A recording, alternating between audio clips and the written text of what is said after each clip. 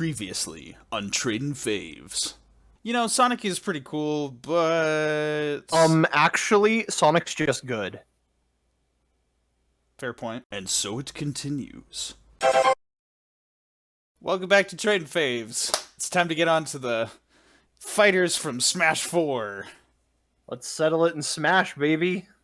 Remember when everybody thought with the first trailer that it was just going to be a new Animal Crossing? I didn't actually know that because I wasn't here for this trailer. Oh, that's true. You were in Guatemala when. Yeah, Guatemala. Yeah, you got it in one. That's how they say it in Guatemala, right? Oh my gosh! I'm not racist. You are.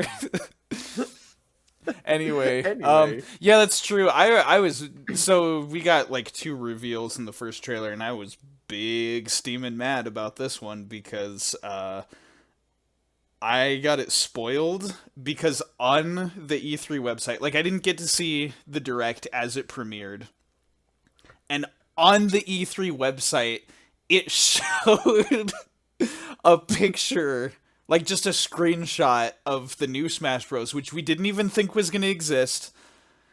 And like the new fighters that were revealed in the first trailer. So I was just like, you know what? I'm mad. Forget this. And then I just watched and I was like, oh, that's, yeah. I saw half a second of that character, so I knew they were going to be in. I was a little salty. But we got Villager.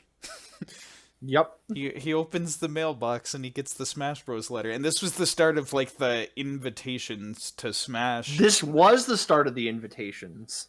Like, it was only with Villager, and then they officially started doing it with Ultimate. But it was really cool. I liked it. So what do you think of Villager? So I gave Villager a 3. Oh, that's pretty good. I like Villager. What's interesting was, like, for me, being out of the country and because my family wouldn't pass any information to us, because Dad was very much like, no. He's doing important religious work. Like we can't bog him down with like things that aren't work. He can't play video games. You don't got time to think about that. So like I would get all of my information secondhand through like other people whose friends back home would like give him this information. And so it just felt like playground rumors. That's exactly what it feels like. That is exactly what it felt like, was like playground rumors. Where it's like, oh yeah, like Villager from Animal Crossing like is in. And that was the first of 2 where at that point I believe that any character could actually get into this game. Before, like there was like this, like, I don't know how to explain it. You had to have a certain prestige to get into Smash Bros. Yep. like I remember years and years ago making videos talking about like there's no way Tom Nook is getting in Smash. I know, and the funniest thing was everybody wanted Tom Nook. They're like they would never just do like the Villager. He's a nameless character. Like obviously they'd pick somebody more prominent like Tom Nook. And then they did. And then they made not just like the Villager, but like the different costumes are all a bunch of different Villager types. And that was the other thing. No one ever expected them to do like a bunch of alts for every character that like changed the model. No, nobody expected that. And so I was just like, oh, like the Villager. It's funny too how much the Villager has changed.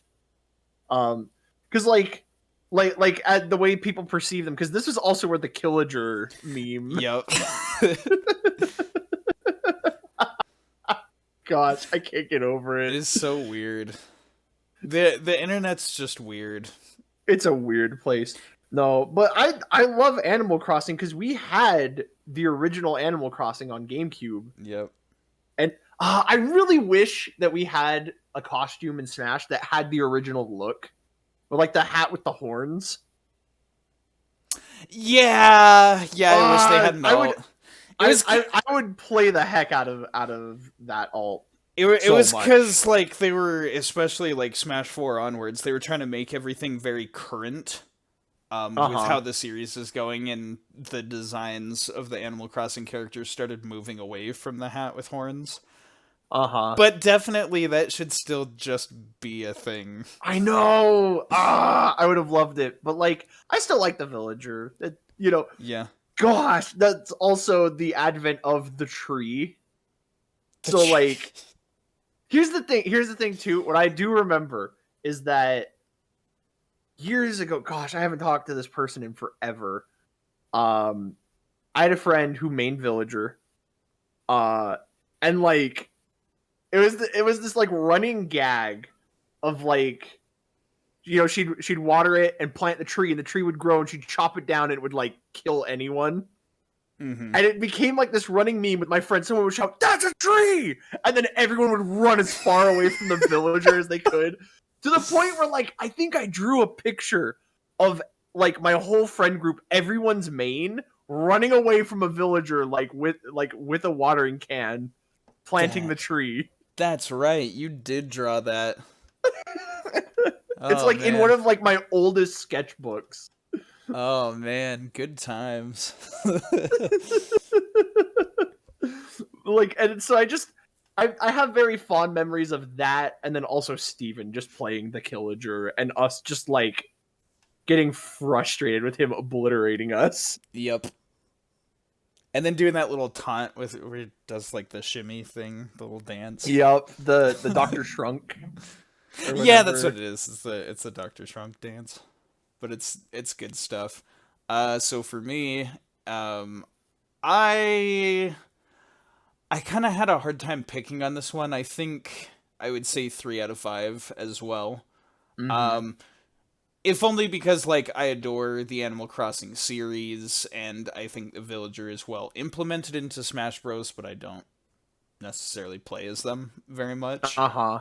Um, Once again, another case of, like, this roster is so big that, like, certain characters kind of get pushed to the side because there's just so much in here. mm-hmm. One thing I do like about Villager is that it completely debunks the idea of Balloon Fighter being a character. Yeah. I love how they incorporated it though into the moveset. Yeah, because like the up B is exactly the same, like the way that Balloon Fighter controls. He even puts on the helmet. And he puts on the helmet and stuff. It's pretty good. I think the Villager has a very creative moveset that manages to use a lot of this stuff in this very peaceful game and turn it into attacks that works in a fighting game, but also maintains the kind of cutesy appeal of Animal Crossing. The spirit of Animal Crossing. I like that the main villager has like that default face that I had when playing Animal Crossing. Yeah, I think the default face that I had, I think is it the kid in blue? I think it's the one with like the rounder eyes. Yeah. Yeah, I also really like that one, but But yeah, it's good. I don't know. Animal Crossing's it's great. neat. Hey, I got a cool idea. We're gonna update Tradin Faves in real time. We should both say what our score is before either of us moving on to our thoughts. Oh yeah. Because we get you saying your score, and then I wait 1,000 years, and then I say mine. Yeah, okay. We should both say our scores, and then whoever wants to talk can talk. Okay, that's fair. Okay.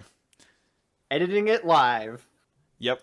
And what a heck of a character to talk about. I guess I'll go first since we kind of have this back and forth thing. We got Mega Man in Smash Bros.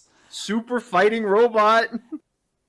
And this one's kind of a similar case to, well, not similar, but like, okay, much like Sonic, I don't play Mega Man very much, but he's a 5 out of 5 just for being Mega Man in Smash. Mega Man is also a 5 out of 5 for me. Very good.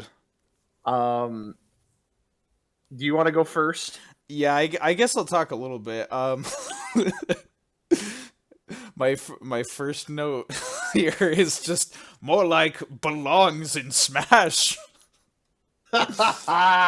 Good old SpongeBob reference. But, like, he does. This is another one of those picks that's just, like, because there is difficulty of, like, third-party stuff and the fact that Mega Man was dead until he got put in Smash Bros.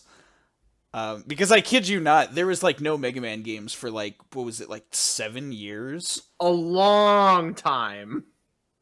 There was just, like, nothing of Mega Man, and then all of a sudden, he's in Smash, and it's like, whoa! But, like, he belongs here. It's a no-duh. He is...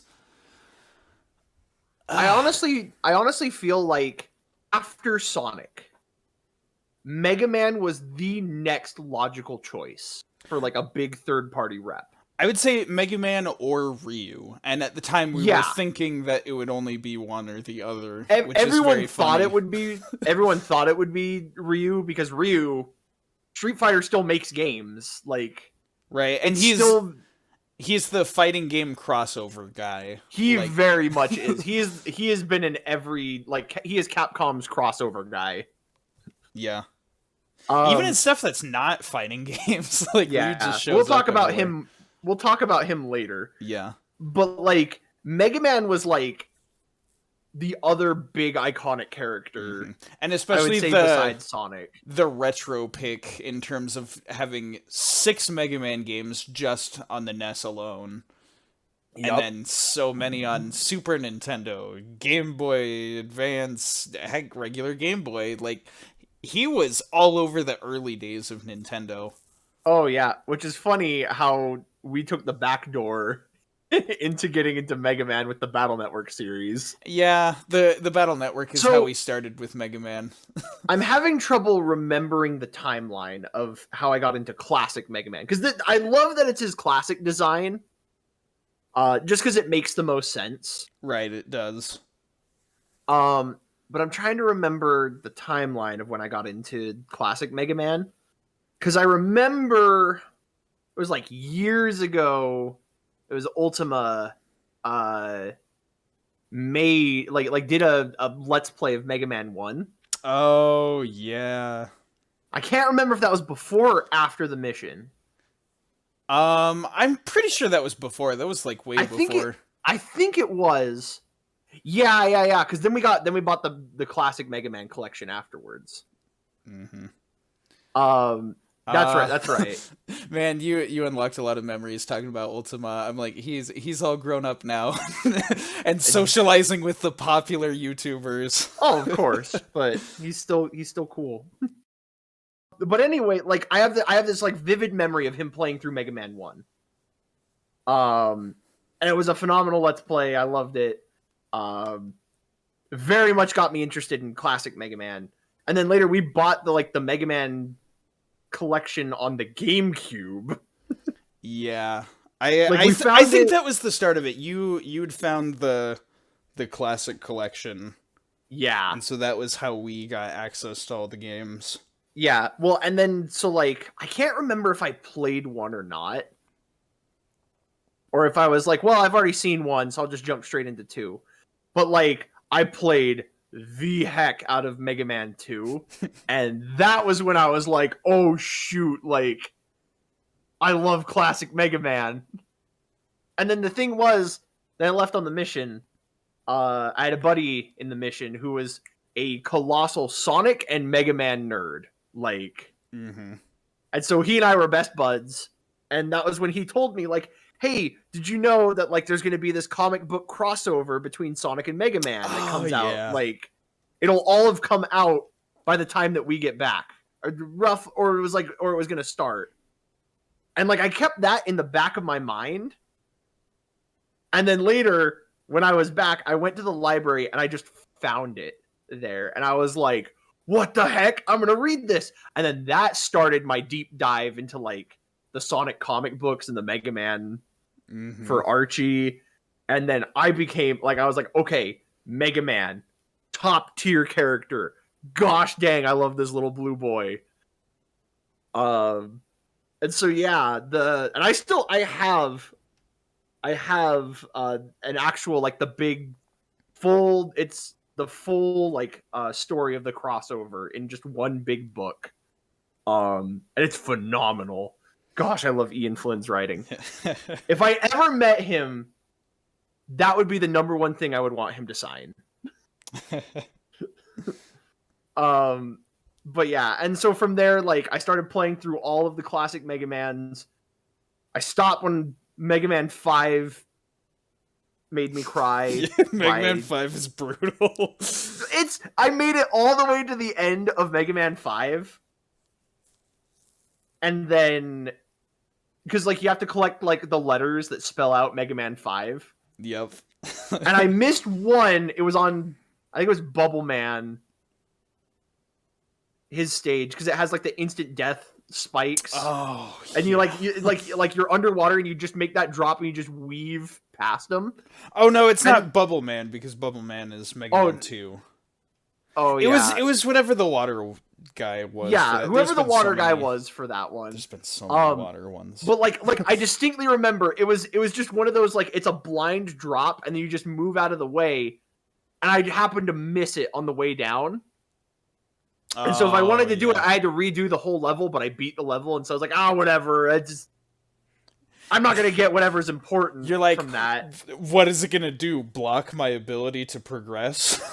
And then literally you cannot beat the final boss without the weapon you get for getting all of those. It's so freaking and stupid. So if I wanted to beat the game, I'd have to go back and redo that level and get it. And then re-fight my way through all of the Wily castles. And I was just like, I'm done. Mega Man 5, you go in the timeout corner for, like, ever. And then for years, it sat there, and then I was like, I want to get back into classic Mega Man. So I looked up the ending on YouTube, which there was, like, I literally made it to the final boss. And that was it. And so I just looked up the ending, and then I jumped right into Mega Man 6. I played 6. I played 7, which is amazing. And then I got to 8, and 8 is so bad.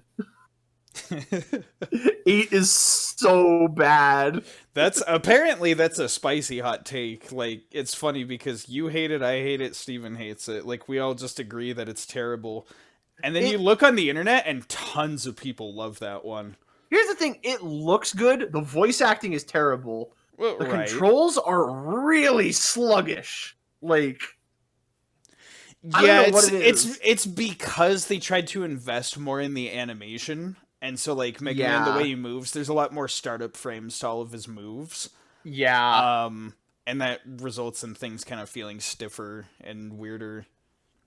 And so it was one of those ones that I'm like, all right, I'm setting you back down, and I'll pick you up again later. I just set it down and didn't pick it back up. Which is a shame, because I know that's the one where Duo comes from, and Duo looks super cool. He's alright.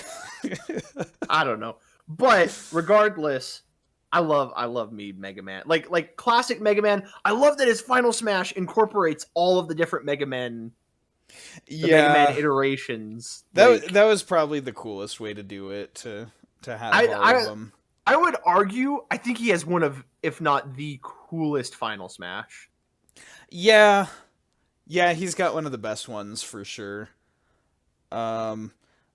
You kind of covered, like, tons of your history with the series and everything. I know, I didn't mean to, but, like, I love Mega Man. Well, I was gonna say, mine is not too much different, so this actually does save us some discussion time. Oh, good.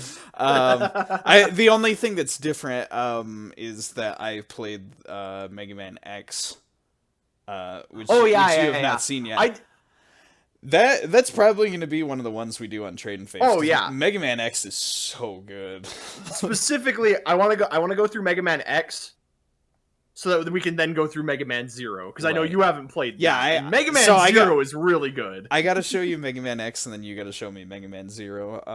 And then the other one, I really want to get into the Mega Man ZX, which is like the one beyond that, mostly just because, like, the music that comes from those is super, super good. I guess we'll have to figure out how to do that, because I know there's, like, a legacy collection for 0 and ZX. Yeah, which in my opinion, is probably the definitive way to play all of those. Because I played Zero just on like the DS. Right, the collection. DS had a collection. It was the collection of all 4 games, and it's really good. Mega Man has managed to keep itself alive just by releasing collections on every console. I know. We can't. We're forgetting the most important Mega Man game ever, Mega Man Soccer. All right, so moving on. No, I'm just kidding. The last thing I want to say about Mega Man is that the music selection they have for Smash Bros. From the Mega Man games, it's outstanding. The only bad thing about it is that they can't put in every Mega Man song in Smash because that's too many songs. But like, Mega Man music never misses. Even the most forgettable crud in the series is like, oh, this is a banger though. I also want to just give a shout out to the Megas as a band. Oh, the Megas. Before we talk about them, just still on the topic of Smash Bros. Mega Man music, there is one particular song I wanted to talk about. It's the Mega Man 4 medley that was done by Jun Sonoe. For those who don't know, Jun Sonoe is the guitarist of Crush 40 and intensely involved in the music for the Sonic games. Mm-hmm. Like one of the most prominent. I think it was since Sonic 3 he's basically been a part of Sega. He was like a sound designer or something for Sonic 3, and then he got to like do some tracks for Sonic and Knuckles, I think, and then since then he's just been like one of the biggest guys working on the series. But the thing about that, he did a medley of Mega Man 4 songs, and first of all, Mega Man 4 is highly underrated. I get that. Yeah. When there's so many NES Mega Man games, it's very easy to just be like, oh, there's too many of these. But 4 is extremely good, and the music from 4 is extremely good. And then it's Jun Sonoe playing the guitar, playing these songs. Like, that medley is 10 out of 10. It's perfect stuff. Okay, but now we got to talk about the Megas, because the Megas are also super cool. No, the Megas, also known as the Belmonts. Oh, that's true, because they did a because they also do. Album. They also, it's them. The lore is from a different timeline where they cover Castlevania songs. That's pretty great. But no, the Megas, super good, phenomenal take on like the classic Mega Man, like, you know, the 3 laws of robotics and like the whole like, if I kill Dr. Wily, everyone is safe, but I can't break this law of robotics because I can't harm a human. And like I love what they do with Mega Man's character and their songs, and then just like their songs are just super catchy. I bought their Mega Man 3 the red and blue albums because I was just like, these are so freaking good. Oh my goodness, what's the one I Refuse to Believe? Yeah, that's a good one. I love that one. History Repeating, like both parts. History Repeating. Make Your Choice. Yep, Make Your Choice. Awesome one. I'm Not the Brakeman. Yep. Oh my gosh. Anyways, go to Bandcamp, buy everything that the Megas have ever made. Yeah, Continue is another good one. Continue. They took this like weird little Game Over, like the cheery Game Over. Yeah, the Game Over jingle, and turned it into this like really emotional like what's the line? Like, if it was up to you and you knew you would lose, you would still continue. Like, I really love that song. It's so good. It's super good. Mega Man's another one I think we could go on about forever, but we probably should get moving on. We should. But like I said, Mega Man, solid 5. I don't play him as often as I should, but like he's one that like I will frequently come back to. Oh, dang it. There is too much to say about Mega Man. The biggest thing we didn't even talk about, the fact that he plays exactly as he does in his games, because they made the jab just how you shoot with the Mega Buster. Yeah, and then he has the charge shot for his smash attack. Yep, and then you can do like the little like you tap on the control stick quickly, and he does the little foot slide, just like in the game. That's such an amazing eye for detail. I will say, like the one thing that I'm a little salty about is his trailer is phenomenal. It's so good. Mm-hmm. And like Sonic was Brawl. And like as amazing as the Sonic trailer was, like we didn't get a big CG trailer for Sonic. No, it wasn't CG. It was just in-game. Yeah, it was in-game stuff. Yeah.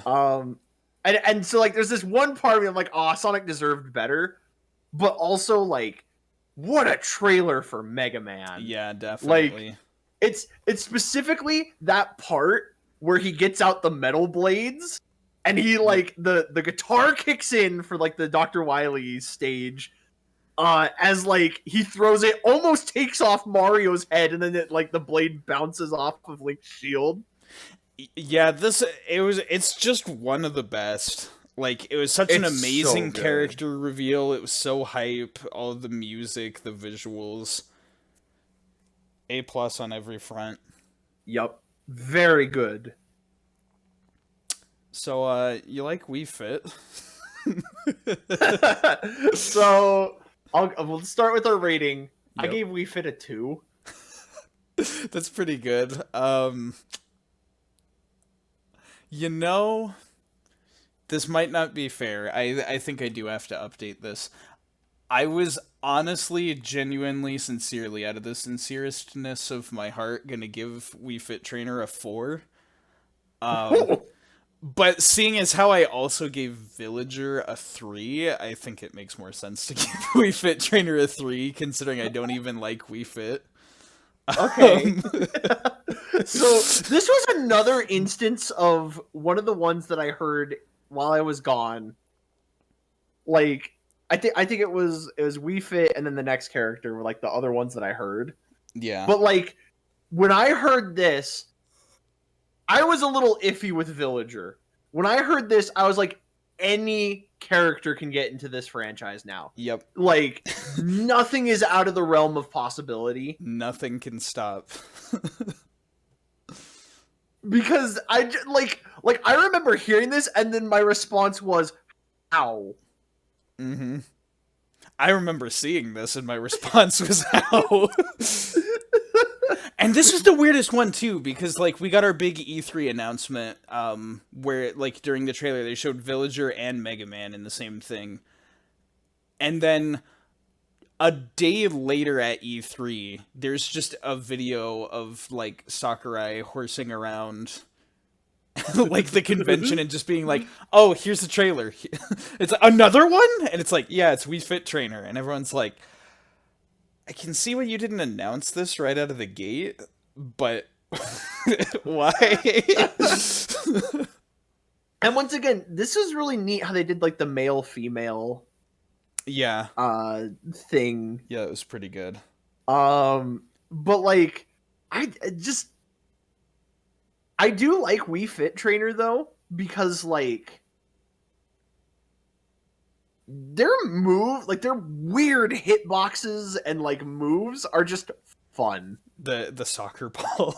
The soccer ball, like deep breathing and the sun salutation, and like all of the weird yoga moves. Mm-hmm. This is a very funny character. It took me a second to look at this and get over the fact that it was so weird to be in Smash Bros. And just like, this is a fun character. I think Wii Fit Trainer's pretty welcome. It's also because like we have the updated model, but like just the dead inside like face that like the Wii Fit Trainer had. Oh yeah, I forgot about that. And then not to mention when a goofy character like this gets announced, the memes are A+. Yeah. Just imagine your perfect body bag. Let's burn those calories and the rest of you.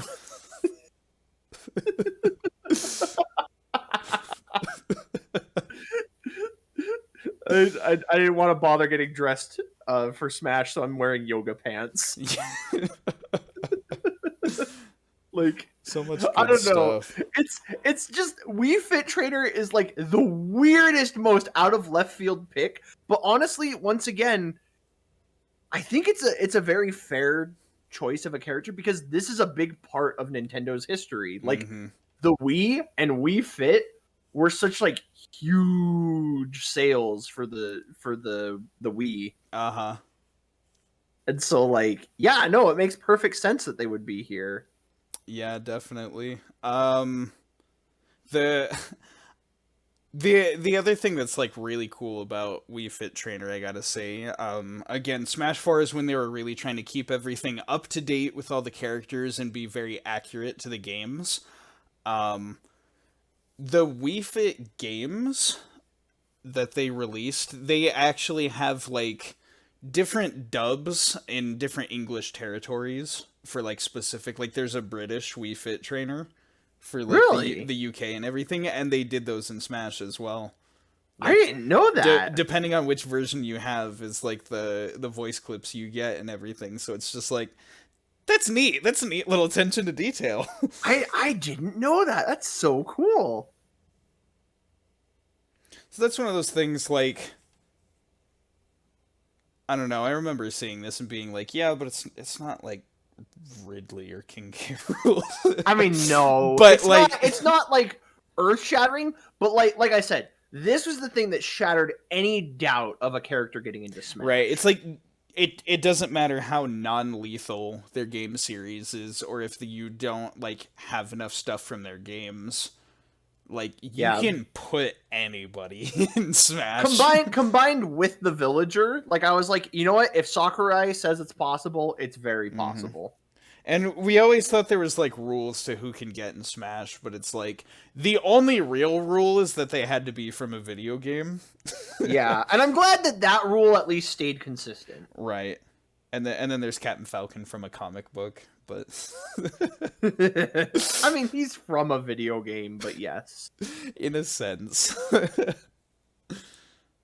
That's all I have to say about Wii Fit. Right. Last thing I want to say is I love the video that Yungtown made. Yes. The Wii Fit Trainer rap. I think we mentioned this in, like last time, but like the Wii Fit Trainer, like beautiful Wii Fit Trainer, I think is the name of the song. Gosh, that was the funniest like anything that anyone made. Basically, for the general summary, but like, please go check it out. It's funny. It's like a song about a kid who who plays Wii Fit religiously. It's his favorite video game. He absolutely loves Wii Fit. And he saw the trailer for the new Smash Bros. And he was like, "Oh, do you think Wii Fit?" And they're like, "No, probably not." And he gets all bummed when it's Villager and Mega Man. And then later they announce Wii Fit Trainer, and he just loses his mind.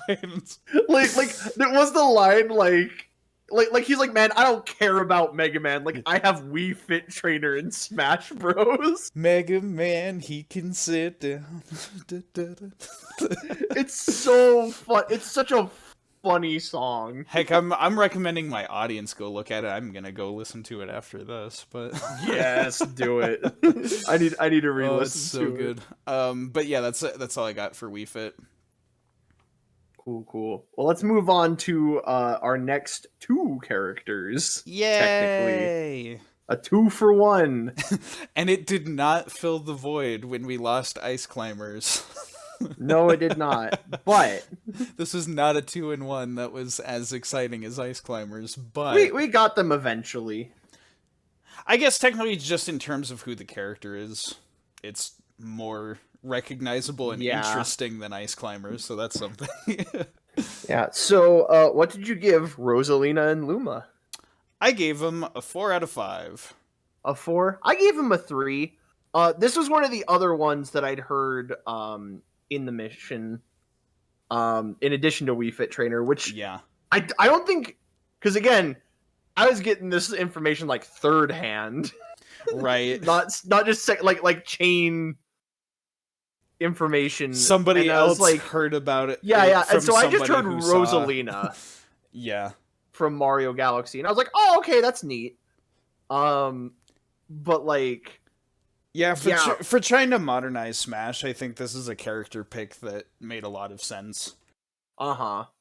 Especially, I feel like this was the thing that made Rosalina, like, a mainstay in the Mario franchise. Right. This was the start of an effort to make Rosalina part of the Mario cast and not just the character that shows up at the end of Galaxy 2 and that shows up occasionally in Galaxy 1. Uh-huh.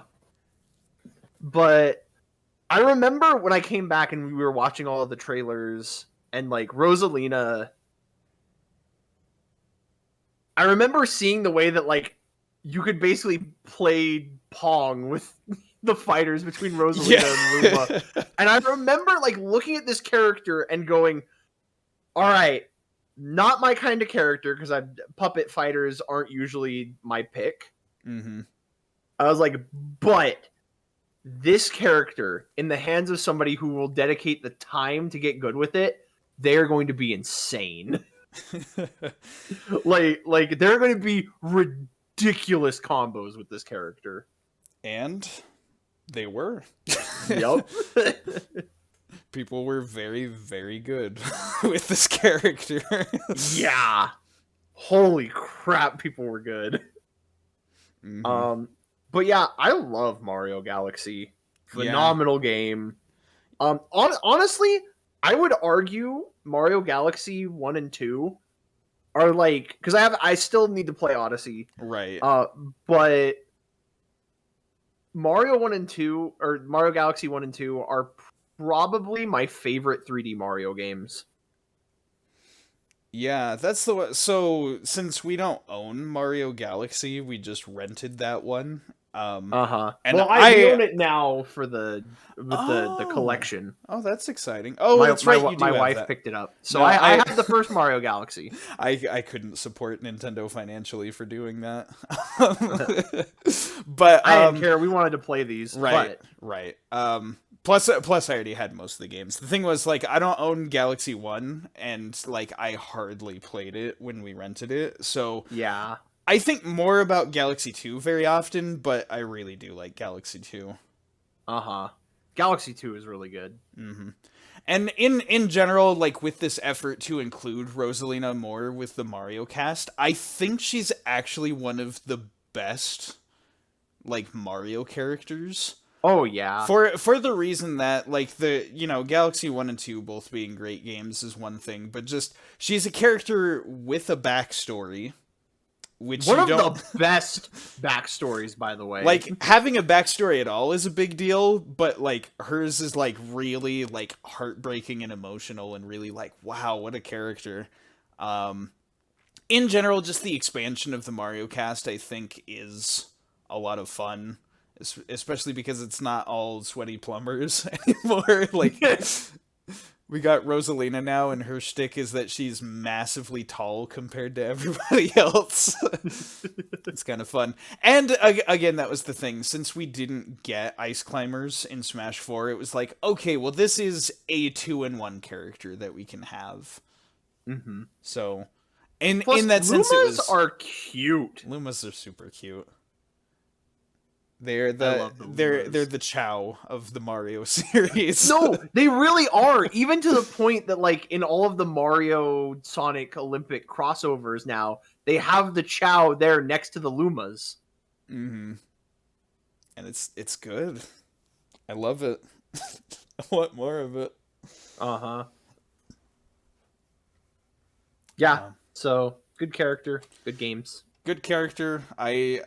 I definitely got annoyed having to fight her a lot when playing online. Yeah. But, good character. I won't get mad for that. Next we got one that I'm really excited to talk about. Dude. All right. My man, Little Mac. Little Mac. Punch Out. The man who broke past the assist trophy. Yep, he was he the first? I think so, looking at the list.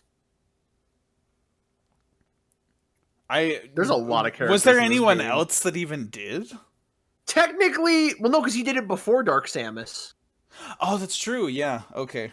Yeah, because Dark Samus was an assist in this one, and then Yeah, got in put this in the one. next. So he was the first and one of the only ones. Yeah, but dude, 5 out of 5. Mm-hmm. Yeah, it's not hard to give Little Mac a 5 out of 5, and I don't care what any of y'all have to say about like his crappy recovery or how his moveset is implemented in Smash. Like, this is another one of those characters that is just from a great game and a great character. My goodness, because we played. It was the Wii version of Punch Out. Well, first, Steven got, what was it? Steven got Punch Out, from Club Nintendo. Oh, did he? See, And I missed that was, all of this. yeah, that was while you were in Guatemala. So yeah, Steven was playing the heck out of Punch Out, and I wasn't good at it, so I would just watch him do it. But like we were like, yeah, this one's good. This is a classic that we just missed out on because we didn't have a NES. But then like because we were so big on that, Steven started digging more into the series, and he's like, dude, there's one on Wii. I was like, no way, we gotta get that. And we did, and like Punch Out on the Wii, I love that game. That was one of those games that had motion controls that like I played the whole game with motion controls because I was like, this is so fun. For me, I couldn't play it with motion controls just because I was used to playing the original Punch Out. I mean, and so fair. I was That's used fair. to the 1 and 2 buttons kind of being like the A B for the left and Yeah. right punches. So like because I was so used to OG Punch Out, I didn't use the motion controls. But it's a lot of fun. Yep. And like, so here's the thing too. I love boxing. Mm-hmm. Like I'm not super big into like a lot of sports because usually I'd rather play. But boxing is one of those sports that I can get into. Mm-hmm.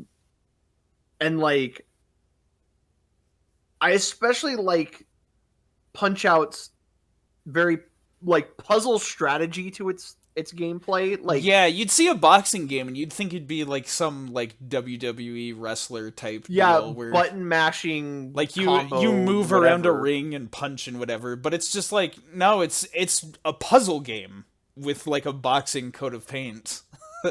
Yeah, It's like so legitimately, interesting. it's watching and learning your opponent's moves and what their tells are, and then just working around. And I love that aspect to this game. Mm-hmm. And like all of the characters have so much charm and personality. It is like even in the NES game, they Oh, have tons yeah. of personality there, but on the Wii, like, God, they knocked everything out of the park, and they had like bonus chapters that you could get through Club Nintendo, like you fight against Doc, Oh man, and he has the move where he goes to eat the chocolate bar to recover health, and if you punch it out of his hand, it like pauses the game, pops up a warning message and says like, warning, do not take Doc's chocolate bar. And if you do it like 3 times, then he goes into this like ballistic rage where he just unloads punches. It's so good. oh, it's so good. Plus you can fight Donkey Kong in that. You can fight Donkey Kong. That's such a great like because that's the thing too. Mike Tyson was a phenomenal like pick. I don't think Nintendo realized just how big Yeah. putting Mike Tyson into the original Punch Out Mm-hmm. was.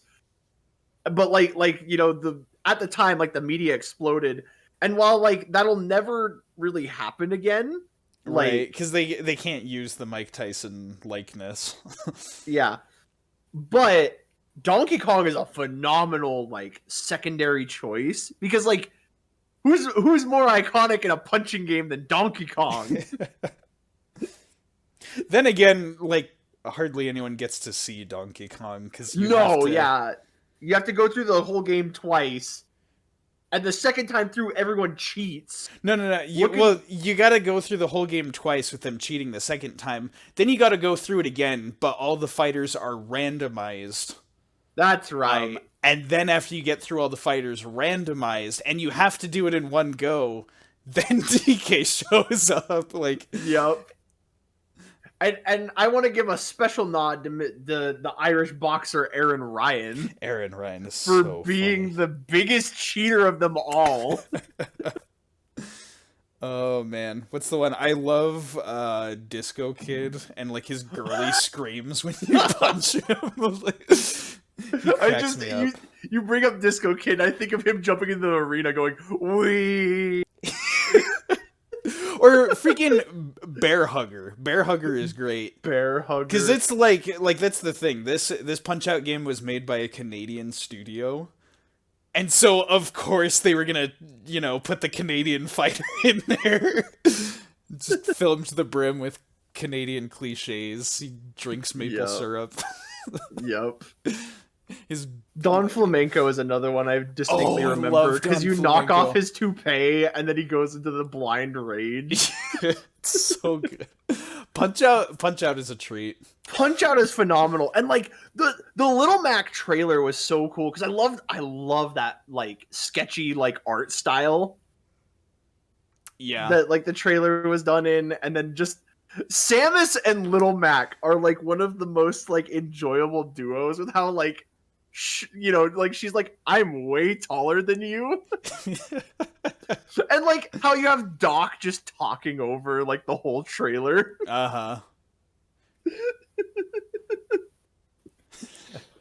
It's so good. And it was Little Mac was exciting too because he was a very Western popular character. Like there was a sense for a while that it's like, oh, they mostly pick like the Japanese stuff because that's, where Nintendo's got its roots, and so it makes the most sense. But it's just like, nah, here's Little Mac. Like Japan players can just enjoy figuring out what Punch Out is. Mm-hmm. But yeah, Little Mac, very satisfied. Yeah. With this one. Shall we move on? Yeah, to the next one. So here's a spicy take. I have a feeling two very different biases. Two very different numbers are about to be said. Tell me, son, what do you think of Greninja? I gave Greninja a 2. 5 out of 5. Yeah, I kind of saw that. So yeah. Here's the thing is that, like, I kind of missed the hype wagon for Gen 6, because once again, I was gone. So did everyone who played Gen 6 when it came out. Yeah, like, and so this is like, Gen 6 was, for the longest time, one of my least favorite Pokemon games. It's since grown on me over time, but at the time, everyone had already played it and moved on to like whatever else was going on at the time. So I had no one to play the game with. I played by myself. And it was kind of like it was the most like lonely I've ever felt playing a Pokemon game. It was still fun and I liked it. And like the other thing was that like Greninja was kind of everywhere. Oh, and I was kind of like a little sick of Greninja because I picked Chespin because Chestnut. Mm-hmm. But I will say though, like Greninja is still cool, and I can definitely see why it's popular. It's also I gave Greninja a 2 because like Greninja's playstyle isn't exactly my favorite. Yeah, that's fair. Greninja involves a lot of precision in the way that he plays in Smash. And so, even though I love Greninja, and every now and then I'll, like, pick him in Smash and try and have a good time, like, I recognize that I do not have the coordination to play this kind of a character, so... Yeah. Yeah, in Smash, the way he's implemented, it's kind of difficult to play as him, so... Yeah. There might also be a little bit of bias from me for, like, the trailer with Greninja, where, like, it was like, oh, here's Charizard by himself. Like, Charizard's so cool. And then Greninja just kind of jumps in and steals the show. Yep. Which, like, fair. It's, it's Greninja. Like, of course Greninja's popular. Mm-hmm. But, like, there's that little bit of, like, here's my favorite Pokemon getting snubbed to the side because here's the new hotness coming in. Excuse me, are you saying that Charizard got snubbed to the side? It didn't. It didn't. What planet do you live on? Because I want to live there. Actually, I don't. I love that Charizard is popular, but yeah. And like one of the things though that I do like about Greninja was because we have that tradition where like we each pick different Pokemon starters, like you, me, and Steven. Yeah. And this is one that like happened while I was gone. Yeah. And so I came back, and so it was like, well, we already picked the other two, so you get Chespin. And I was like, cool, I would have picked it anyway. Mm-hmm. And then their final evolutions were the fighter, thief, mage archetype. Yeah. And the fact that like when we play RPGs, we all fall into those like three archetypes. Like I always pick the fighter. I like the fighter. I like tanky defense and offense. Mm-hmm. You pick the thief because they're usually thieves or ninjas. I like the speed, the light quick hits, the multi-hit moves, that kind of stuff. And then Steven tends to pick like mage, like the spellcaster. Yeah. And just the fact that like that perfectly happened for us was so funny. The craziest thing was that it accidentally happened because we picked our starters based on just the first forms. And then I don't even think they revealed the final forms before the games come out. If they did, then I didn't see it. But like just being like, I like this cute little frog guy, and he evolves, and I'm like, oh, now he's like kind of sleek and cool. And then he evolves again. I'm like, he's a ninja. Like, this Pokemon was made for me, and I didn't even realize. When I say he, it's also funny because my Froakie that I got happened to be female. So I also I always kind of view Greninja through that lens. Even though like most Greninjas that's in all prominent popular media are male, I think about mine. Mine's a girl. Cool. But yeah, for me, it's ninjas. I'm obsessed with ninjas. Like it's, I have a problem. I honestly have a problem. Ninjas and samurais are my most favorite things. Is there a samurai Pokemon at all? If not, there should be. There probably is. There's just so many. I know. There's a lot of them that it's hard to say. We just got like, the Hisui region. There's got to be a samurai in there. So the thing for me, like I definitely understand where you're coming from. Like samurai. Oh, samurai. Yeah, there we go. And they're both water types. That's neat. What was I going to say though? So like I completely understand where you're coming from on Greninja, especially if you did not use one. For me, like, I don't know, I just buy into exactly the kind of hype that the Pokemon company is trying to sell me, or at least for many years I did. Because I was just like, yes, I love Greninja, put him on everything, put him on my lunchbox, put him in my Smash Bros, put him in the TV show. Like, he's a ninja. I would say overall he's probably like my number 3 favorite Pokemon of all time. Ooh, so we've gotten your we're slowly getting your top 5 favorite Pokemon in Smash Bros. We've gotten most of them. It's pretty wacky. Yeah, and then like one of the biggest things about Greninja that I also really like, that's a thing a lot of people sleep on. A lot of people just really don't like care for Gen 6. It's not even that they hate it and say it's one of the worst generations of Pokemon. It's like everyone just felt meh about it. And I understand that to some extent. I still really got a lot of enjoyment out of Y version, but completely understand why people didn't like it. But because of that, people overlooked the TV show of Pokemon. And the wackiest thing about it, with like what many consider to be the most forgettable generation, like that is the underrated season of the Pokemon show. Like specifically, like because they just did Pokemon XY and they did like kind of half of the series, and then the next season was XYZ, and it was the rest of the series with more of a focus on the Pokemon Zygarde. But like it's phenomenal. Like the animation, just really, they went all out. The fight scenes are like Dragon Ball Z level like hype. Like, Oh yeah, that freaking champion battle. yeah, the Pokemon League in that one was so good. And again, there's a lot of corporate meddling, and it's like, oh, Ash loses because he has to go to the next region to promote the next games or whatever. So like, yeah, people were mad about that. But like, if you don't have any emotional investment in who wins, and you just watch the fights as they are, like, those fights are freaking hype. They're really good. They're so Not good. to mention, like, I have this very distinct memory of like people breaking down Ash's team, like from a competitive standpoint, being like, "Yo, he's gonna win this year." Yep. And the fact that it was as close as it was. Yeah, it was literally like down to the last Pokemon, like both of them one hit left, like photo finish. It was so close. It was so close. But that's like the main thing. Like, there were so many fights featuring Greninja, and it was funny too because Pikachu took a backseat during that. Usually Pikachu is the one that's like, you know, the marketable front and center main character, but like not just during the league, but during like most of that season, like it was a lot more focused on Greninja.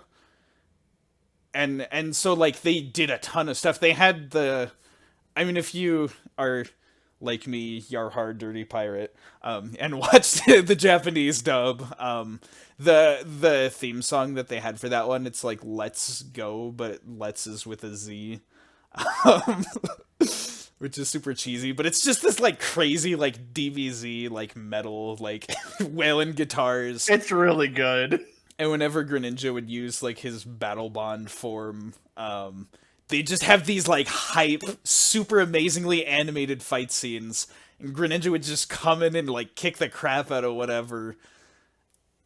And they purposely gave him, they're like moves that would seem like they suck, but they purposely gave Greninja Cut and Aerial Ace so that they could animate them. The way they animated is like Cut is like Greninja gets a little dagger, and then he does like slicing moves, so that way they can do lots of like close quarters fighting scenes. And then with Aerial Ace, he does like kicks, like he jumps in the air and does a bunch of kicks and stuff. So like, it's not even just like you take a turn attack, I take a turn attack. It's just like Greninja's going in there and just beating the crap out of things.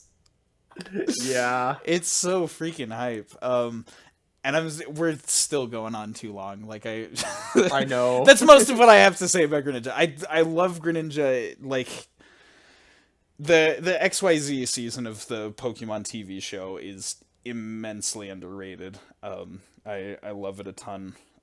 If anything, like I think you can find like small kind of broken up clips of like the Pokemon League battles. If you watch them like with the Japanese dub, it's just like, oh, it's the coolest Pokemon thing you'll ever see. Yeah.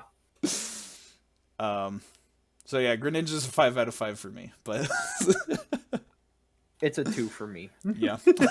Completely fair, but Yep. you've got Charizard, so Exactly. That's the thing. We could have Greninja v Charizard. Right? That's so great. Okay, but let's move on because we got really interesting fighters to talk about next as well. Do you want to talk about all three of them, or yeah, let's just kind of lump them together. Okay. I guess we can talk about each individual one. Just give a very general like. Yeah. Well, I mean, we're already kind of giving it away. We're talking about the Mii fighters. The Mii fighters. We'll talk about them in general, but here's an idea. Let's talk about our favorite how would you say? Like our favorite things about each one. Like a favorite costume or whatever. But well, let's go. I want to give our ratings for them. Well, of course. First. Yeah. Okay. So, Mii Brawler and Mii Sword Fighter, I gave them both a 5. Oh, okay. And then the Gunner, I gave a 4 with an asterisk next to it that says, "But they have the best costumes." Yeah. I think I see where you're going. I would be inclined to agree, but because they have the best costumes, I just give them all a 5 out of 5. Okay, that's fair. That's fair. I love the Mii fighters and the trailer. I you know I'm It's like interesting, I'm too. really thinking about it. I think this could be my favorite trailer that we've The thing had. too was that like there was a different trailer in Japan. Yeah, and both of them are great. Yeah, because I think in Japan it was like I don't know, some like J-pop band or whatever that had like 30 members. Yup. And so then just like they made Mii's of all of them. And it's just like a sea of like Mii's of these guys just like jumping into the fray and kicking the crap out of Mario. Yeah, it's freaking great. But in the one that US. we got, We got the legendary fight between Reggie and Mr. Iwata. that trailer was so good. I love that trailer so much. It's the head bash thing that Mr. Iwata does. Yeah, he does like the Luigi misfire. Like, It's so good. It's so good. and then it's funny too because that's also where they announced Amiibo, and so you get the little thing where they're playing the game together. Mr. Iwata's getting his butt kicked, so he pops into Mario, and then it starts beating up Reggie. Reggie getting blasted away. They don't make Nintendo Directs like they used to. No, they don't. I miss Mr. Iwata so much. Mr. Iwata is like really just my hero in the games industry. Mm-hmm. But yeah, like the Mii's were such a great idea, especially because like you can customize them, Mm-hmm. and like this was the point where you're like, all right, even if my favorite character doesn't get into the game, I can still put them in the game. Right. After the very last character got announced, I went into Smash and I made the entire cast of Chrono Trigger.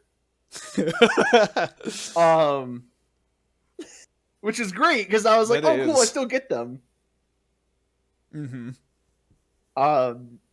You know, and it was fun. Like, it's really fun making characters. Like, every time that they would announce new Mii costumes, I'd get excited because I'd go in and I make original Mii's and I make them, like, I give them stupid faces, give them like ridiculous outfits, and I make backstories for my Mii fighters. It's true. So much fun. I think like, one of the most underrated things about Smash is like making stupid Mii fighters. Yeah, and because like, oh man, I'm trying to remember. There's one that comes to mind for me that I did like the body was like the cat costume, but then I gave it the helmet of the Black Knight from Fire Emblem. Oh my god! And I called it like Dark Meow or something stupid like that. Yeah. Like I know the one that I did was I took the KK Slider body. Mm-hmm. But then it was like this dude with like this like beard, mustache combo, this like absolute dead inside look in his face, and then I gave him the slime helmet that like jiggles around, and I named him KK Slimer. Oh my god! Yep. Like, and then what was really fun is like then I made all of these Mii's, and I was like, what do I do? Like, how do I have all these Mii's with all this like personality, and like each one is supposed to have their own backstory. What do I do with them? So I set up like a giant like 64 character tournament. Put them all in. Yeah, this is how many Mii's I have made. Mind you. That's amazing. Put them all in this tournament as like level 9 CPUs and just let them go at it. Yep. And it was so much fun to watch. And that's the other thing too. The Mii fighters in this game pair so well if you have something like Tomodachi Life or Miitopia. Like, yeah. Oh my gosh. You can by take way, the is an Mii's from amazing those game. and put them in Smash and have them fight, and it's just like, oh, this is great. It's really good. The one thing I wish is that we had Miitopia's Mii editor for Smash Bros. Yeah, that would be the best, because then you could really get like the facial details of the characters accurate. Yeah, Um, that's like the one thing I would change, but otherwise, like, the Miis are perfect. yeah, Um, definitely agree. Um, what? so for me, the biggest thing is you remember us saying like after Sonic got in, it's like who else could they put in that would actually matter? Yeah. For me, the only other one that came to mind is Bomberman, because I am such an intensely passionate Bomberman fan. And like here's the thing. They're the characters that Sakurai's like, oh, I don't know how to make a moveset for him, so, we'll just make an assist trophy. Assist trophies still don't completely feel satisfying because you don't get to play as them in any way. Yeah. Me fighters, on the other hand, having the costume is close enough to having the fighter there. And especially like the Bomberman costume for the Mii Brawler is so good. Mm-hmm. It's so unbelievably good. Um, because it's literally like it's not one of the ones where it's just like a hat of the character. It's like the full on Bomberman head, and it's got the different colors for the different Bomberman, so you can. That was such a nice little detail for that. It's seriously awesome. The other thing I did with the Bomberman thing that was super funny is I used the like the cyborg body with the Bomberman head, and I called it Act Zero. Oh no! It's the edgy Bomberman. Oh man, that's so good. There's a deep cut. If you know what I'm talking about, you're one of the real ones. Oh man, yeah. I would say that like Bomberman is easily the best Mii Brawler costume. Mm-hmm. But also like I'm really happy that we got Shantae because like Yeah, a lot of Shantae was people another wanted good her one. in, and so like that was like a very nice like compromise of like, oh, okay, we got Shantae. There's a lot of really good indie picks. I would say I was kind of surprised they didn't do a Shovel Knight I know. outfit. Like I know they made him an assist trophy, but like it would make sense to also do a costume. Uh-huh. Agreed. Yeah. Yeah, him. For me, so the other thing for me was the Mii Sword Fighter. Was who I made my like my default Mii that I use. Mm-hmm. I made him a Mii Sword Fighter because like years and years and years and years ago, like one of my very first OCs, I made a fake Smash Bros moveset for him. Mm-hmm. And the thing was, I could almost perfectly recreate that moveset with this Mii fighter. Yeah, it was so weird to me because I remember seeing that you made that and then seeing the Mii Sword Fighter's moves, and I'm like, you pretty much almost did this exactly. No, like legitimately, like the up special was different because I couldn't have the what was like I couldn't I had to use the Link up special Right. to get it. The side special I did like the spin, and then for the standard special, like I had the tornado, and that was the big one. I was like, oh my gosh, I get the tornado! Like this is exactly what I wanted. And then the down B was the kind of like dash sort of thing, kind of like the the Falcon dash. kick. Like and that was the other one. Was I was like I want the dash and I want it to function like the Falcon kick. And I was like, dude, I got to make this me that I came up with in like junior high. Yeah. Like I came up with this move set. Like, and it's not 1-to-1. Like I think the side special worked more like Pikachu's Skull Bash in my idea, and then the up special was like it. I used the Link up special because it changed depending on if you were on the ground or in the air, and that was like the only up special that worked that way. But otherwise, like it was so close. And so I was like, dude, I have to make this my Mii now. Like this is how I wanted to play the game. That's pretty awesome. Yeah. That's the thing. I feel like the Sword Fighter has a really fun move set, but not as many specific like character costumes. Yeah, which awesome. Any prominent sword characters got into the actual game. Yeah, yeah, that's a good point. There's the Monster Hunter ones. Yeah, the Monster I Hunter like ones those. are good. There's also the Lloyd for our Tales of rep. Yeah, and the Lloyd is another funny one because the Mii Sword Fighter just has a lot of moves that are very similar to his attacks and his game, so he's one of those like, yeah, you should make one of these. Oh man. And then we have the Mii Gunner, who, like I said, my least favorite play style of the three. Yeah, it feels like just a worse Samus. Yeah.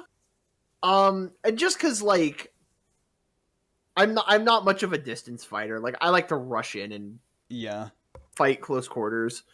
But man, the Mii Gunner really, really got some love with some of the best costumes. Absolutely.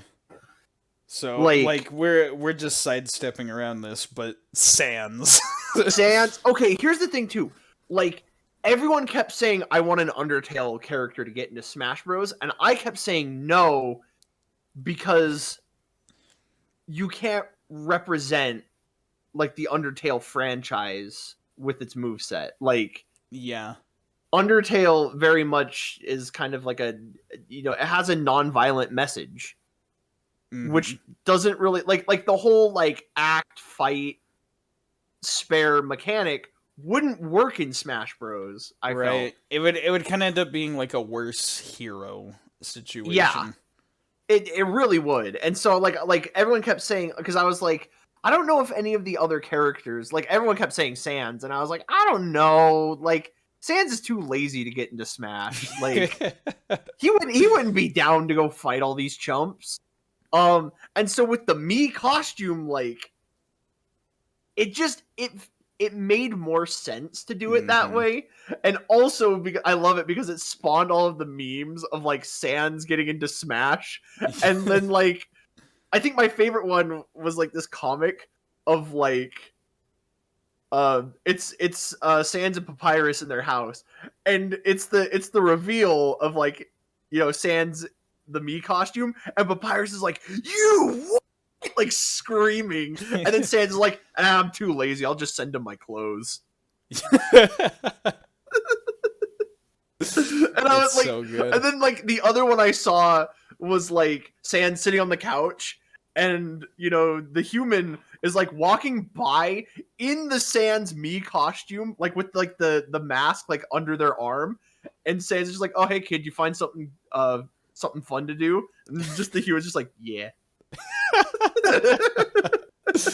There were so many great memes when Sans got into Smash. The fact, like, okay, that's the thing. There's the Sans costume, and it's like, oh, this is funny. I'm really glad this happened. The fact that it comes with Megalovania, and you can fight on Final Destination while listening to Megalovania. Is mind blowing. It's also the fact that Toby Fox went to Japan and played Smash Bros with Sakurai. Yep. But then, like, we also got the Cuphead costume. That was the other one I was going to bring up. That Cuphead one was great. Oh man, and I freaking love that one. It comes with the Cuphead music and just it's. And then also the Doom Slayer. Yeah, they had the freaking Doom guy, and he's tiny. And now we have all these funny memes of this like human-sized Samus and this tiny Doom guy. Well, he's Animal Crossing sized. Yes, his best friend Isabelle. He's shrunk down to go play Animal Crossing. It's so good. But yeah, overall, like, I adore the Mii's. The other one that I really appreciate, like, I'm still mad because I don't like playing as the gunner, but I also appreciate that we have the Geno costume as well. Yes, Geno was another one that, like,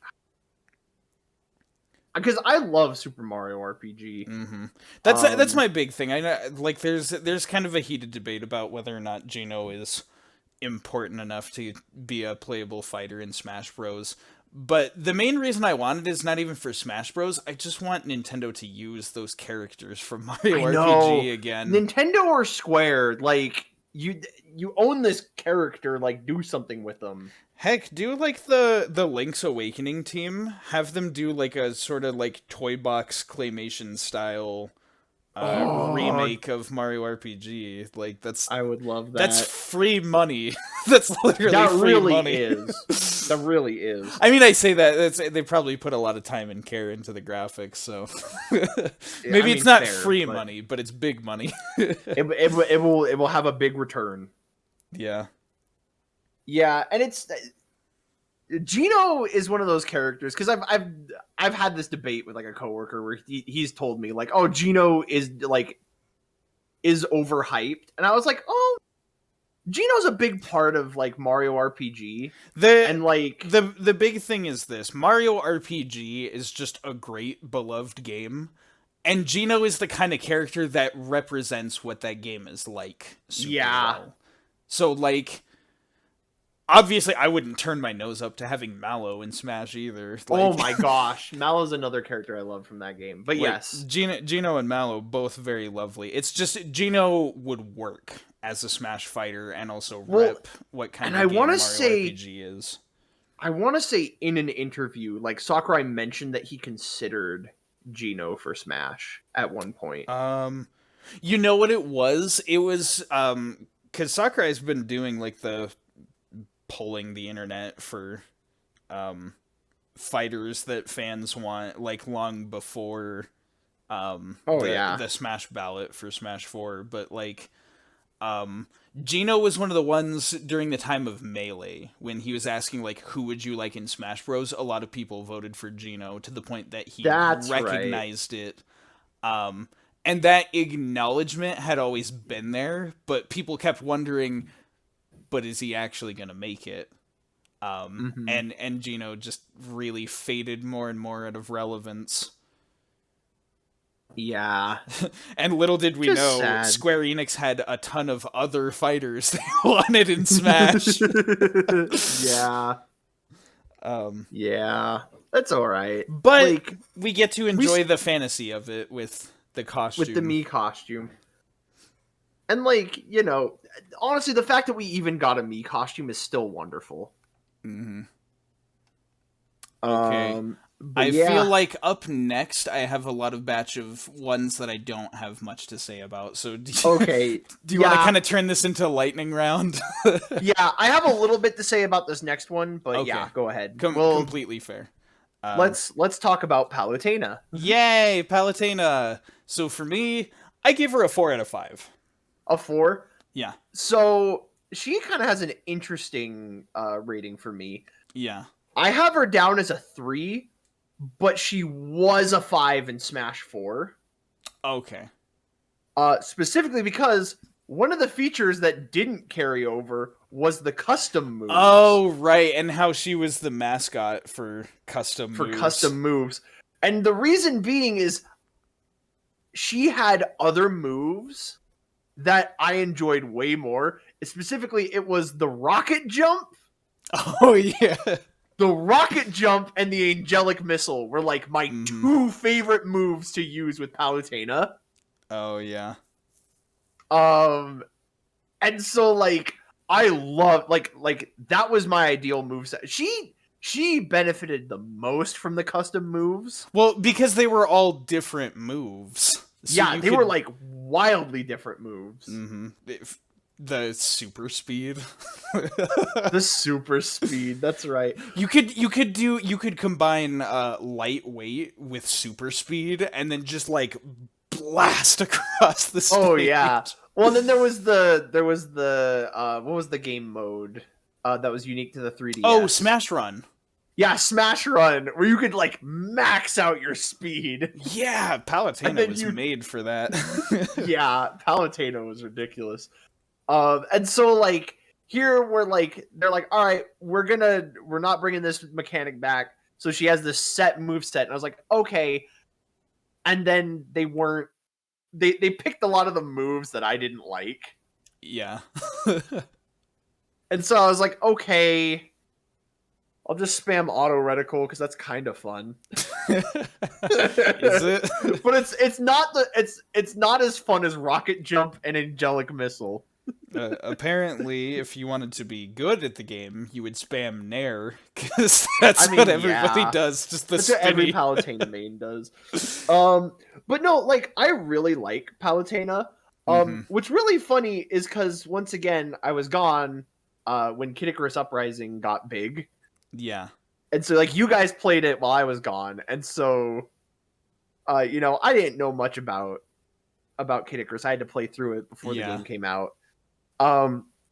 But so my friend, she had Tomodachi Life. And she put like all of our group of friends in there, and then also just favorite video game characters and stuff in there because that's what you do in Tomodachi Life. Yep.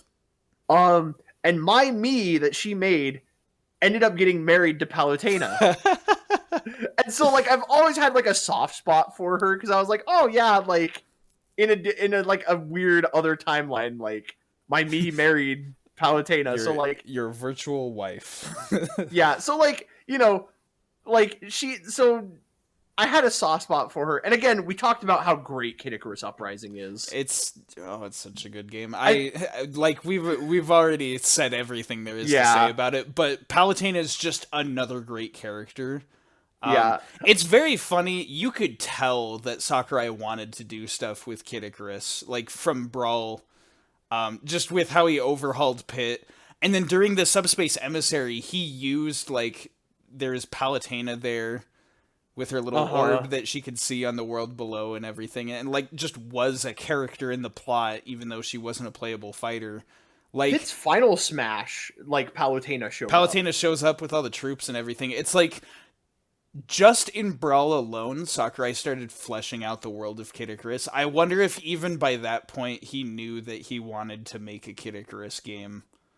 Because, like, there's just very little. In fact, it was funny, in the first game, like, Palutena had, like, a romantic relationship with Pit and was just the damsel in distress, who also happened to be a goddess. But they did tons with her character in Uprising, so it was all very good. And I'm kind of with you there, like, the way she is in Ultimate, like, the playstyle's not for me, but, like, she's just a fun character. Yeah, I think one of my favorite things about Palutena, because, like, they have the different character portraits of them doing things, my favorite character portrait of her is when she has the swirly glasses on. Oh, yeah. She's just going on, like, her nerd rambles. Yeah. Like, that was where I was like, oh, man, Palutena's fun. I still adore Viridi. Yeah. Oh, that was another thing, too, was then I got Tomodachi Life, and I put Pit, Palutena, and Viridi in the game. Yeah. And Hades. And, like, I would do musicals with them that were so much fun. Tomodachi Life. We need to... I next time we see each other in person, I want to see those the musicals again. Oh, okay. Because I was reminiscing about that in person for sure. That's about all I had to say about Palutena. Yeah, same. Like she was a 5. The Ultimate kind of dropped her as one of my favorites, but I still love this character. Yeah, that's it for the most part. So the next one, this is probably the one I popped off for most out of Smash 4. And it's funny because in hindsight now with Ultimate, I don't play them as much, but we got Pac-Man. Pac-Man. He is the oldest fighter in Smash Bros. Even he predates Game & Watch. It's true. Well, before we get into it, I gave Pac-Man a 5. Yeah, he was an easy 5 out of 5 for me. Once again, after Mega Man, Pac-Man felt like one of the just the next logical choice for like big iconic character from a third party company. Because like Pac-Man has a history. Yep. Like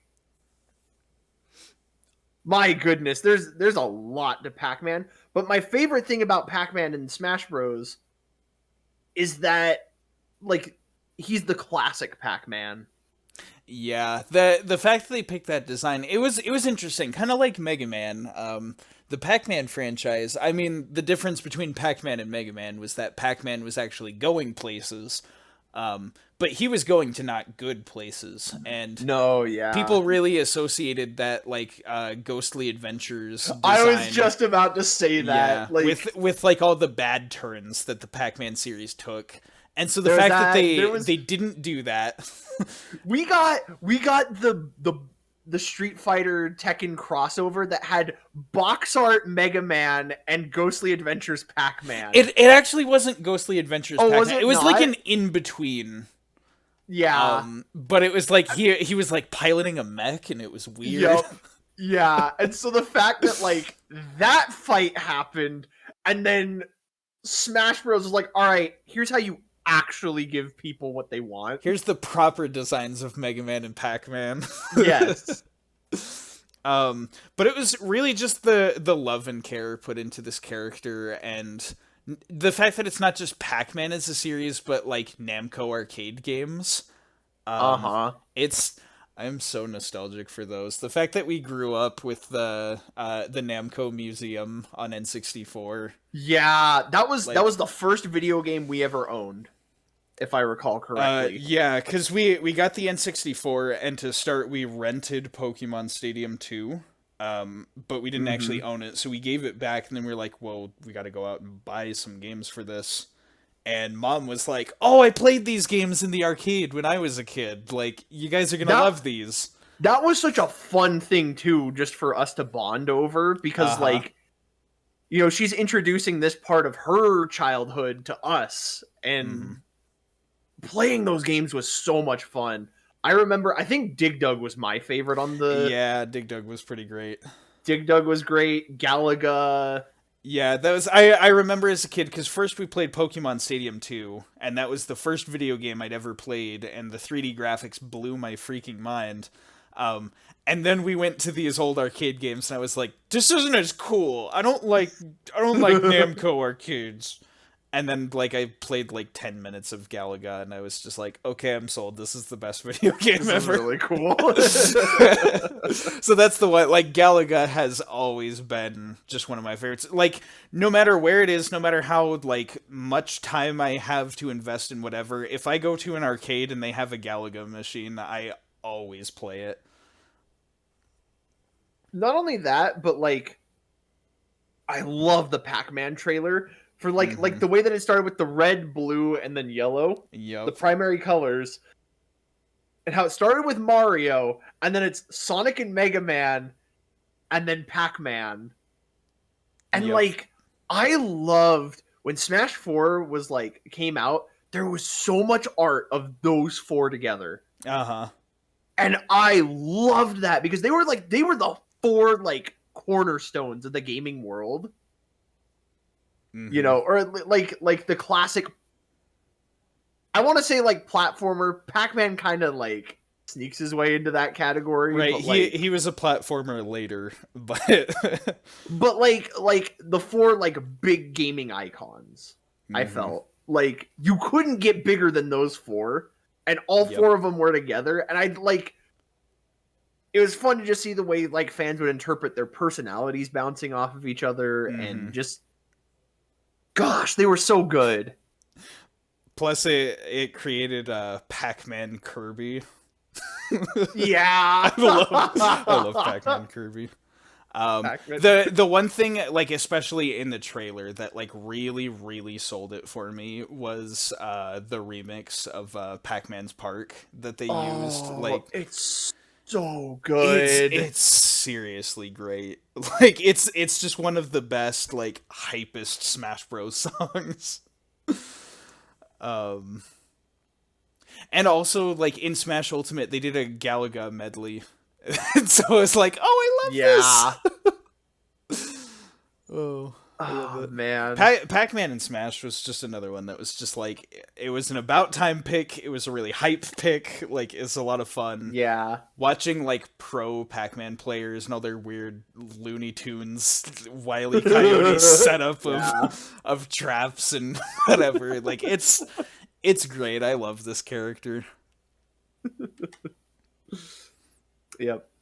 So moving on, we have another Fire Emblem. Another swordsman from Fire Emblem, you say? Yeah. So this is a thing though. This is Robin. This is What did Robin. you give Robin? All right, real talk. 5 out of freaking 5. Heck yeah, bro. Same. This is, I would say, Robin is my favorite Fire Emblem character in Smash, personally. Absolutely. The thing too for me, once again, we've already sung the praises of Awakening, but one of the best things that Awakening did was give the players Robin to be like an avatar self-insert character. Because that's the thing, Robin is the default name of the character, but you can name the character, you can customize them with a ton of options. Oh, yeah. I was actually kind of surprised that it wasn't like Villager, like they didn't do a bunch of different alts. I know! I was like, that was the one thing that bothered me, because, like, the Robin that we have in Smash Bros. Looks nothing like the Robin that I played through Awakening with. Yeah. And, like it's not the same voice. I didn't have the David Vincent voice. I had, like, the messy, like, the shorter hair. I had it was brown. And so it was a little frustrating to me. But, like, not enough that I hate the character, because, like, I love Robin. Robin is a phenomenal character. Yeah, definitely. And that's the thing. Like, they're kind of the self-insert character. Like, you customize them and you do whatever. But Robin still has, like, his own personality. He is a tactician and, like a bookworm who really obsesses with, like, strategy. And, and whatever. Which is perfect for that kind of game. And, like, his personality plays super well off the rest of the cast. I always say his for the reason that I played through Awakening and, you know, had male Robin, and a lot of people kind of, I don't know, the Smash fandom is weird. They're like, no, you only play as the female alts of the Fire Emblem characters. Like, you're wrong if you play as the male ones. But I play as the male ones. Because of having... I mean, I technically did 2 playthroughs of Awakening, one with a male, one with a female avatar, but, like, I distinctly remember my playthrough with the male avatar and kind of treating Robin as a self-insert. Yeah. But, like, it's the fact that you mix the different sword types with the different spell types, and you have, like, weapon durability and things. Well, and Robin was such a cool character for the Fire Emblem franchise because, like, he was so versatile in how you could customize him. Like, he uses swords, yes, like, you know, most lords and main characters in Fire Emblem, but he's also a mage. Mm-hmm. And that, like, I'm trying to think when we'd ever... I guess Micaiah in Radiant Dawn was a mage. Didn't use swords. Well, Micaiah was a mage. But she didn't use swords. Like, Robin was the first Fire Emblem character to use spellcasting and swords together. Yeah.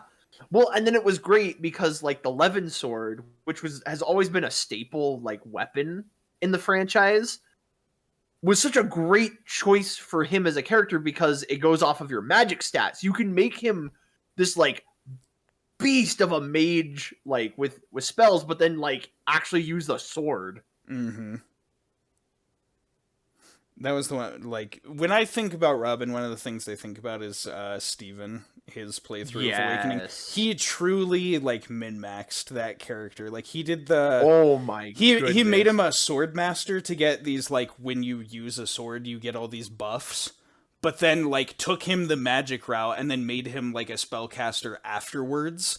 And then give him the Levin sword, so it runs off the magic stat, but then he gets all of, like, the 5-hit combo moves and the like I've never seen a more powerful Fire Emblem unit in my life. Fire Emblem Awakening, it is very easy to make your units like stupid busted because that was also the first game with the pair up mechanic, but like it wasn't balanced because enemies couldn't do it. Right, and it just like gives you all these stat buffs needlessly.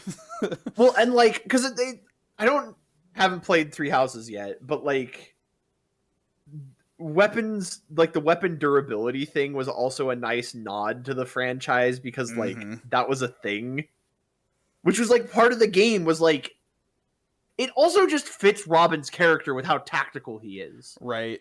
Like you need to plan and think and be like, all right, I can only use these weapons so many times, so I have to like balance it and plan ahead. And it's a Fire Emblem character in Smash that doesn't do counter. Like, you get Nosferatu instead, which it's a healing move. It's so cool. Oh man, it really is. Like we already talked mostly about Awakening when we talked about the Crom stuff. Yeah. But just the big thing for me, like part of the reason why I love Awakening so much is because of Robin. Because of how much the game gives you freedom to do stuff, but then still keeps the character very involved and participating in the story. Yeah. Well, I especially like Robin's design with like the hood. Yeah. So that way, when big important cutscenes go down, you know, Robin just has the hood up, and they can animate it and make him do all this cool stuff without, like, you know, faulting the fact that you need like your custom character to be in the story. Yeah, there's a good way of doing it. It was a really cool way of doing it. The other thing, without actually going into the spoilers, the final chapter of Fire Emblem Awakening is one of the coolest things I've seen in a video game. It's so good. And I am having a hard time picking a favorite Fire Emblem anymore because I love Three Houses for so many reasons, and I love Path of Radiance for nostalgic reasons. But that finale to Awakening, and so much of it is about Robin as a character, which makes it even more hype.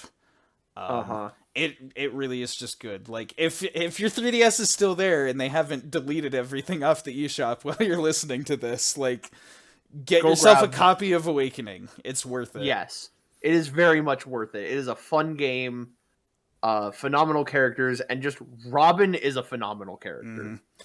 We said we were gonna do lightning round, but I know. I had a bit to say about Robin. Now we can keep going. Right. Very good though. So next we got an interesting one. Yeah. We got Shulk from the famous Xenoblade Chronicles. Yeah. So I gave Shulk a 2. I respect the hustle, and I'm gonna be honest. What I have to say about Shulk may not make this rating sound like the rating it would be, but I actually did give Shulk a 4 out of 5. 4 out of 5. Okay. But let's talk about this. Why'd you give him a 2? Mostly Shulk once again is another character that kind of gets pushed to the side in the roster. I don't think about too much. Like, I like Shulk. I think he has a phenomenal design. The fact is, like, much like, only play female Fire Emblem characters, only play Shulk in his underwear. Yeah. like, that's all anyone does, and I'm just like, dude, like, he has a sick outfit. Yeah, he really, like, some nice character design. I like his accent. Yeah, I like that's one of the things about Xenoblade Chronicles. It's memed to heck and back. Like the accents are thick as heck and they're everywhere. But like I like it. Yeah. It's a lot of personality. My thing about this, so when Shulk got announced, I didn't know what Xenoblade Chronicles was. Like, I vaguely remembered seeing the trailer for Xenoblade Chronicles 1 E3 and being like, oh, it's that game. Okay. But, like, the music, very good. The music. That's my first bullet point that I have about Shulk is the music. His music is very good. And, like, I like his Monado. Like, the Monado arts. Like, conceptually, even though like Shulk isn't really my kind of play style, like I like that. The backslash is neat, and like his future vision counter is kind of cool. The Monado itself like is a cool looking blade. And like I like Shulk. The biggest reason why he's bumped so far down for me is that I don't really like Xenoblade Yep. Chronicles. Like the thing is it's one of those big long JRPGs that I just do not have the time to sink my teeth into. Yeah. Which sucks because like it looks cool, and like the fact that a game as big as Xenoblade Chronicles runs as well as it does on the Wii is like a phenomenal feat. I just don't have time for it. Yeah. And so like I definitely understand that. It's kind of just off-putting when I see it. Yeah, this is one, and this will probably make it seem pretty surprising that I still gave Shulk a 4 out of 5. My big thing about Shulk, like, I think he definitely deserves to be here. Like, he makes a lot of sense in Smash. His playstyle is really interesting, and a lot of fun, and especially the Shulk Kirby with the Monado arts. Like, that is one of the best matchups in Smash Bros. Shulk versus Kirby. Like, I love that that matchup. The thing for me about Xenoblade Chronicles, so I heard about Xenoblade Chronicles through people wanting Shulk for Smash Bros. Hilariously enough, like I'd seen so many videos about, you know who should make it into Smash 4? Shulk. Xenoblade Chronicles is a great game on Wii. Like, everybody loves this game. The music, the memeability of it. Yeah. And Shulk definitely brought all those things to Smash, and so I was like, oh, this is pretty cool. And so I bought Xenoblade Chronicles for myself to try out. And I was like, you know what? I don't care that it's a long game. Like, people really have a lot of reverence for this, so I'm going to go in, I'm going to dedicate the time and just experience this beautiful adventure. And I really liked it, except for the combat. Yeah. I really, really dislike the combat, because it's that MMO styled, like, you highlight an enemy and then your character just starts attacking them and taking hits from that enemy. And like the beginning of the game starts you with like almost no skills, but like you still kind of have to use strategies to beat the enemies, and it's just, oh, I don't like it. I really don't like combat, and I know that like it gets crazier and you get more options as you keep going, or you could also grind or whatever, but just like, I don't want to play a game that long with that combat. Yeah. And so it just completely turned me off from playing the rest of it. I think like the storyline is super cool, the characters are all really memorable. Just a lot of fun stuff from Xenoblade, but like, it's just not for me. And so like, I rarely play Shulk in Smash Bros. Because of it. That's fair. And I like, he plays a lot better in Smash Bros, I'd argue. It's right, because you don't have to click on an enemy and then MMO hack away at them point by point. Oh man. But a very good feature. Like, everyone's like, oh, there's the ult of Shulk where he's in his underwear. That is actually a feature of the game. You can just remove your armor from your party in their underwear. I did see somebody was like playing through the game and they just took off Shulk's pants, so he's just in his underwear, but like still with the shirt on. Yeah, like his shirt, shoes, everything. Even better, there's like you get like your actual armor layer for the stats, but then you get a cosmetic layer, so you can wear anything and get any stats. Yeah. So you can be naked but still like play through the game. Well, it's just funny because like there's like this one shot of him just sitting on a park bench in his underwear. And like it's so just, it looks so funny. It's, yeah. That is one of those things that like really cracked me up. So yeah, that's all I gotta say about Shulk. we'll maybe get a bit more into the Xenoblade Chronicles series as we progress, because there's another set of characters to talk about. But for now, just talk about Shulk. Like, I think he's fine. He's fun. Yep.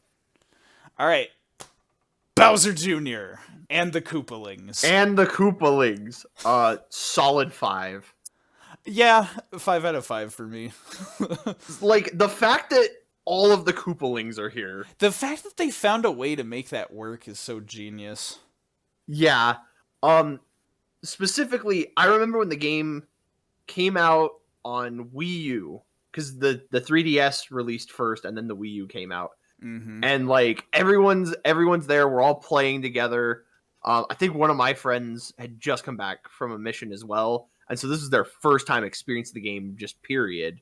Yeah. And we're all sitting down and playing, and then just somebody was like, "All right, Koopaling fight. Pick your favorite." And so we had an 8-player Smash with all the Koopalings. That is exciting. I actually ended up picking Wendy, which hilariously made her my favorite Koopaling, which is fun. Like, because that was just who was there. Like, because all the Koopalings are getting picked up. Yeah. But I was like, yeah, I'll play Wendy, and so now I play Wendy. When I play Koopaling. That's pretty fun. The one girl. Yeah. Out of all of them, I like Ludwig. Ludwig. I love his big fluffy hair, and yeah. also because he's named after Beethoven, and but like also Beethoven. like, just again another about time character pick. I love the Koopa Clown car. It's such a great choice for him because like he's a baby, and so like Bowser's a good dad. He's not gonna let his son just like walk into the battlefield and let Mario kick his butt. No, he's gonna give his son every advantage he can. Right. It also was an exciting way to kind of rep like the new Super Mario Bros. Series. Yep. Because like those games started incorporating a lot more of like Bowser Jr. specifically riding in on this little Koopa clown car. Yep. And so it's the fact that they got him in, but also included all the Koopalings, just really good. The trailer for that one. Oh, they used the airship. I would argue the Mega Man trailer for Smash 4 was the best trailer, but this is a close second. The shot they have of like Mario's eye like reflecting, you see Bowser Jr. and then like all the other Koopalings come up behind him. Yeah, like, and there's just like them like with the moonlight, like they're against light, so they're all dark. And just the airship theme from Mario Bros. 3.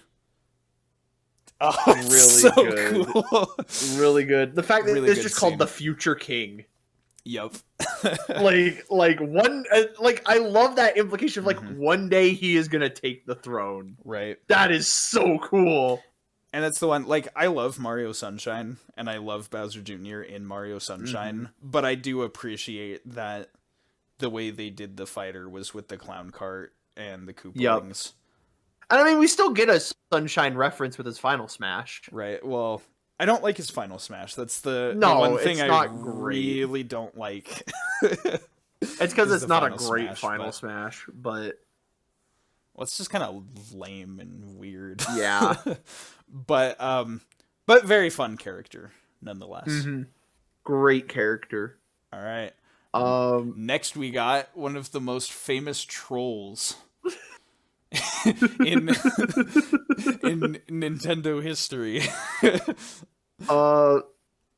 We have the entirety of the game Duck Hunt as a fighter. Yeah, the entirety of the game. The entirety of the zapper. So, okay, first and foremost, what did you give Duck Hunt? I give him a 4 out of 5. A 4 out of 5? Not like perfect, but I like this character. Yeah, so I have on here, I gave him a 2. But, like, I'm thinking about it, I'm like, they might be a 2.5. I think the reason that I put him so low is that, like, I don't like Duck Hunt's playstyle. Yeah, that's totally fair. But that said, I have a very interesting memory of this. So, I don't know if you ever knew about this, actually. Years and years ago, I had a friend, like, he was our neighbor, And occasionally I'd go and stay the night with him. We weren't like super great friends, but like, Oh yeah, I remember him. yeah. It was the house to the left of ours Yeah. on that cul-de-sac years ago. But I stayed the night with him one time, and one night he was like, "Oh hey, I have this game. Those will be really fun." He had Duck Hunt, but it was like with the projector. Ah. And so, like, it would project ducks onto the ceiling, and then we had the zapper, and we would zap the ducks. Whoa, I did not hear about this. That's cool. No, yeah. Like, this is one of those. I was like, I don't think I've ever told you about this. And it was really fun. Because like we were in his room was in the basement, and I was staying the night there, and so we set up a tent. And then just outside the tent, we set up the projector, and so we were like sitting outside the tent with the zapper shooting ducks. That's cool. Yeah, and then, like, that was just a really fond memory I have of like this person that like he eventually moved away and we fell out of touch and I've never seen him again, and it's kind of sad. Well, when you're little kids, and especially like us growing up in a not internet era, like, yeah, it's really hard to keep. It's really hard contact. to keep in touch. But like, Yeah. I have that very distinct memory of me staying the night at his house and doing that. That's really cool. I And had so, not heard that story. I do like Duck Hunt. I'm not as nostalgic as for like the actual game Yeah, Duck same. Hunt with like the dog laughing at you and stuff. But like, I do remember doing that, and it was like it was in the Duck Hunt like genre. It was one of those like weird experimental things that Nintendo did. I'm like, that memory alone is interesting enough to give the character a 3 out of 5. I'd say. Yeah, I'd say that's like a 3 out of 5 for that. But like I said, the whole reason he gets bumped down so low is I don't like his playstyle. Right. But I still like the Duck definitely. Hunt dog. So I guess most of what I feel about this, because I didn't grow up playing Duck Hunt, and it's just kind of like a frustrating, weird game. I just love like how much of a troll the dog is and how synonymous he is with trolling. It kind of makes sense. Like, Sakurai would always have those weird, like, funny character picks that don't really make sense. But then because he always picks those, they kind of make sense. Yeah, I think Duck Hunt just perfectly does that. I do also like that this was technically our last character for the game before the DLC happened. Yeah. And like, what a note to go out on. I love the retro throwback characters, even if they're from games I don't care about. Like, I love obscure old school media. Oh yeah. Well, and so especially I love when Smash Bros picks one of those, much like Pit did, they get kind of revitalized. You know, like, yeah, where's my new Duck Hunt for Switch? Where's my new Ice Climbers? Yeah. That's the one. We really need some ice climbers. but like, you know, it brings this old piece of history back into the public eye. And it like jumps across generations. Yeah, for sure. And so I don't know, like, it's neat, and I'm glad that they're here. Very much so. Well, okay, going to our first big DLC character that wasn't a returning fighter. Right. What did you give Ryu? A 5 out of 5. 5 out of 5. Heck yeah. Nice. I did too. I like Ryu, and once again, like, with each like big third party pick, it kind of felt like the hype died down a little less with each one, but like Ryu just felt like a very obvious choice. He absolutely did. And it's kind of neat because like his moveset, Mario's original Smash moveset, was based off of like Ryu. Yep, you got the fireball, like the Hadoken, the super Shoryuken jump, like jump. the Shoryuken. You got the down B, like the Mario tornado thing is like the Tatsumaki. I love that so much. It's really cool. And like, I love Street Fighter. As far as like classic fighting games go, like Street Fighter is kind of my go-to. specifically because of Street Fighter 4 was Yeah, Street Fighter 4 was like the Street Fighter that I got the most invested in. Oh yeah. Well, and that's why I'm so glad that, you know, it's like, okay, well, we've got his 3 like big iconic moves. What do we do for a 4th one? And they're like, what about the stun move from Street Fighter 4 with like the paint and everything? Yeah. Which I love, because that whole aesthetic of that game was one of my favorite things. So the fact that they added that to Ryu's character, yeah, It's really cool. it's funny because like I didn't really think much of Ryu like as a character. He's kind of Ryu's a little bland when it comes like character wise, but like that's also kind of his charm. Yeah, he's a classic. He's a classic because like it's kind of funny when you look at some of Street Fighter's cast. Like my favorite characters from Street Fighter are, go figure, Sakura and Dan. Yep. The really weird, silly, not super strong characters, but like Ryu, like anytime he goes into a crossover game, it's great because of like the subtext of him being like a wanderer who's just looking for the next challenge. Mm-hmm. And like it makes perfect sense. And so like every time he wanders into a crossover, like it just feels great. It really does. It's funny you mentioned like your favorites, because for me, I'm a Guile man. Yeah. Maybe it's just the memes in the theme song. Maybe it's just the hardcore America-ness. But like, yeah, I love me some Guile, and they made him an assist trophy, which I love. I love that, and also like the Guile theme. You can fight to that now. Yep. It's so good. But yeah, Ryu he makes sense. Yep. He is also the fact that what's her name, Yoko Shimomura, was doing like music for Smash Bros for so long, and then they're like, oh, she did the Street Fighter 2 soundtrack, and now Ryu's here. Like, full circle. Take it all back where it started.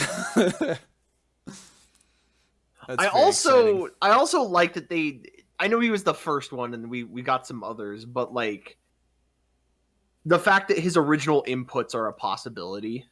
Oh yeah, you can do the quarter circles for the Hadokens. And it is one of those things that turns me off from playing him more often, just because like I tend to flub those when they really count. Right. You have to like, you can't get the most out of your character unless you do those. Yeah, and so because of that, like I'm the type that just uses the Smash Bros inputs. Yeah, that's fair. But like, and so like I would probably play Ryu more if I were better at those inputs. Right. But I still like him. Mm-hmm. I would say for me, probably out of the fighting game characters that we have in this roster, Ryu is the one that I like to play as the most. He's a good pick. I know we do have some other good ones to get to later. Yeah. But, I really do like Ryu. Yeah, well, speaking of other fighting game characters, let's talk about the other one. The original fighting game. The original Echo Fighter. The original fighting game Echo Fighter. Luigi was the original Echo Fighter. Yeah, that's fair. Also, Luigi was the original legal Echo Fighter. The original Echo Fighter was Ms. Pac-Man. Fair. Where's my Ms. Pac-Man costume? She's in legal hell. That's fair. Because that game was not legally made.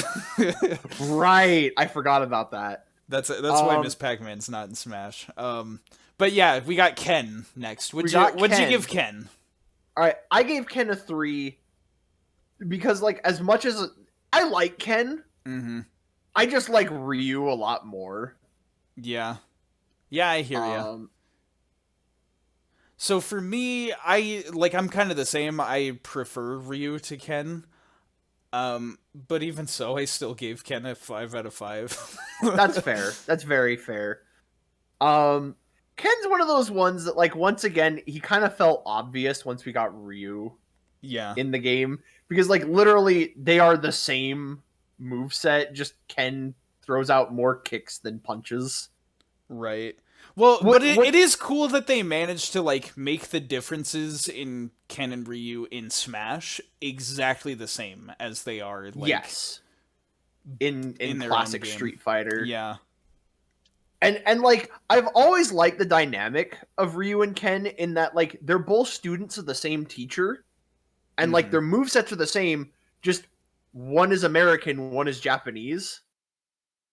And like they're kind of the meeting of those two cultures. Yeah. And so like it's really interesting just like anytime they're together, like they're rivals, but then when like a crossover happens, they're friends. Yeah. Like they're always like there together, and so it's like Ken just kind of felt like yeah, he belongs here. This is fair. It's a good compliment to Ryu. As far as Ken specifically, I don't have much to say about him as a character other than that with in general Street Fighter's legendary soundtrack, Ken's theme is one of my favorites. Oh yeah, he's got a really good theme song. All Street Fighter music is good. Gosh dang. Right, but I mean like stand out. He's got He's got one of the theme. coolest themes in the series. Especially those like I don't like Street Fighter V very much, but the soundtrack to Street Fighter V, like, ooh, it's buttery smooth. And Ken's theme is really great in that. Next one we got. Yep. The impossible pick. Yeah. So this is funny because like the next three choices kind of felt like, all right, this is the pick for America, this is the pick for Japan, this is the pick for Europe. Right. This is the Smash Fighter ballot. And this was the America pick. Which wasn't really American at all. No. I mean, like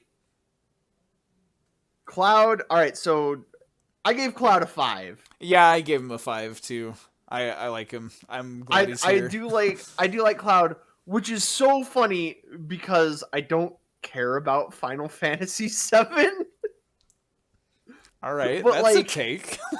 I know this is a weird thing. So like, okay, first and foremost, my introduction to Cloud was Final Fantasy Advent Children.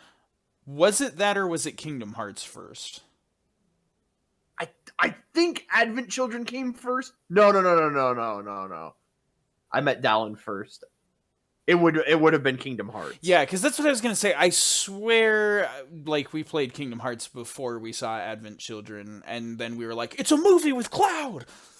No, yeah, you're right. But yeah. My introduction to Cloud was Kingdom Hearts, and then Final Fantasy Advent Children, which I went back and rewatched it. Oh my gosh, that freaking movie. I'll get into that some other day. But yep. I do have like as dumb as Advent Children is, I still really love it. Yeah, definitely. I agree. And I got a soft spot for that movie even though it's bad. The fact that like I can play as Advent Children Cloud in this game is really cool. And specifically the alt that I like to play as, because most of the characters I'll either play as their default or I'll play as the green costume. Yeah. And so his green costume, his sleeve is gone and he has the red ribbon like tied on his arm from the movie. Yeah. And like I adore that. The fact that like that is there. And so like it is a nice little detail. It's this weird little detail that it makes me so happy. Yeah. It's interesting for me. Like most people that I see usually do play as the Advent Children alt of Cloud. I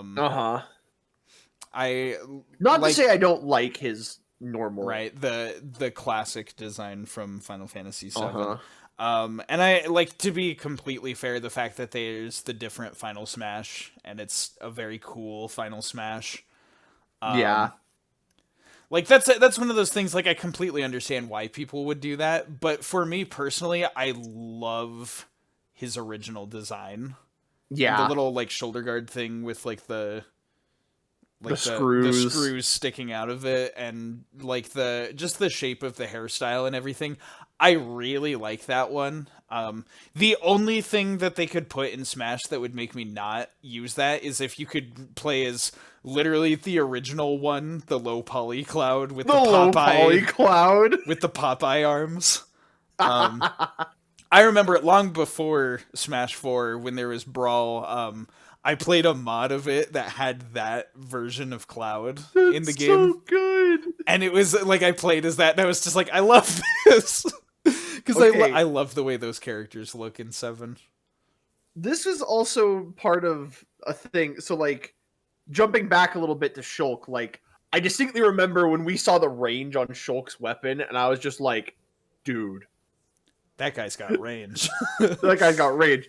And then Cloud got added as DLC. And, like, Cloud has range, but his sword is so chonky. Yeah. like, and that's part of the fun of, like, playing Cloud is, like, when you hit something, like, with his giant flippin' golf swings, like, it's satisfying. Definitely. Cloud, like, just the way his moveset is and everything, like, he's just a ton of fun to play as. And especially, I do appreciate the ways in which they nerfed him in Smash Ultimate. Like, he still feels like the same way he does, but now I can play as him without being judged. Like, yeah. In Smash 4, everyone was like, "Oh, Cloud is the most brain dead. Like, you pick him and you instantly win." Like, and I'm like, I just want to play him. He's fun, and now I can do that without getting ridiculed, without being self-conscious. Yeah. Like, just there's something about just swinging that giant sword and just hearing that satisfying, like, chonky hit. Yeah, that it's weird. Like, the neutral air for Cloud is just one of my favorites. Just that circular swing is, like, super satisfying to I love his down air. Yeah, the down air too, with the down air and his forward air. Yep. Like, just feel fun. And, like, his smash attack, which is a 3-hit combo. Yeah. Yeah, Cloud's just a ton of fun to play as. Yep. Also, it's funny because, like, his neutral special, how you shoot the little, like, wave. Yeah, the blade beam. Yeah. When I saw that, I was like, they could have given that to Ike. Ragnell could do that. I know. I know people would have been annoyed that he has a projectile and a sword, but, like, like, I just saw that and I was like, that's exactly how it looks in Path of Radiance. Mm-hmm. So that's just funny to me. But, like, yeah, overall, Cloud, very good one. Yep. So next up... Behold! Corrin. Corrin. Oh, good old Corrin. Corrin. That's fun fact. When I played Fates, I named my avatar Corrin. So I still I still thought of the character as Corrin, but, like, the name was written down as Corrin, and, like, it completely ruined the dramatic scenes, and I loved it. So funny. Oh my goodness. And that was the thing, because I didn't want the same thing that happened with Awakening. I made my avatar look like the Corrin in Smash. Because I was like, I didn't want to. But I'm getting ahead of myself. The ratings. Okay. What do you give Corrin? So I gave Corrin a 3.5. 3.5. Very respectable, understandable. Yeah, I have a bit to talk about Corrin, but first, what did you give Corrin? I give Corrin a 2. A 2. Very fair. So, Corrin is in this really weird sort of place for me. Yup. Because, like, here's the thing about Fates. Coming off the heels of Awakening... Yep. Fire Emblem Fates is not very good. Not at all. But it isn't. Like, okay, here's the thing. There's a lot of things to like about it, but it's just like it screws up so much.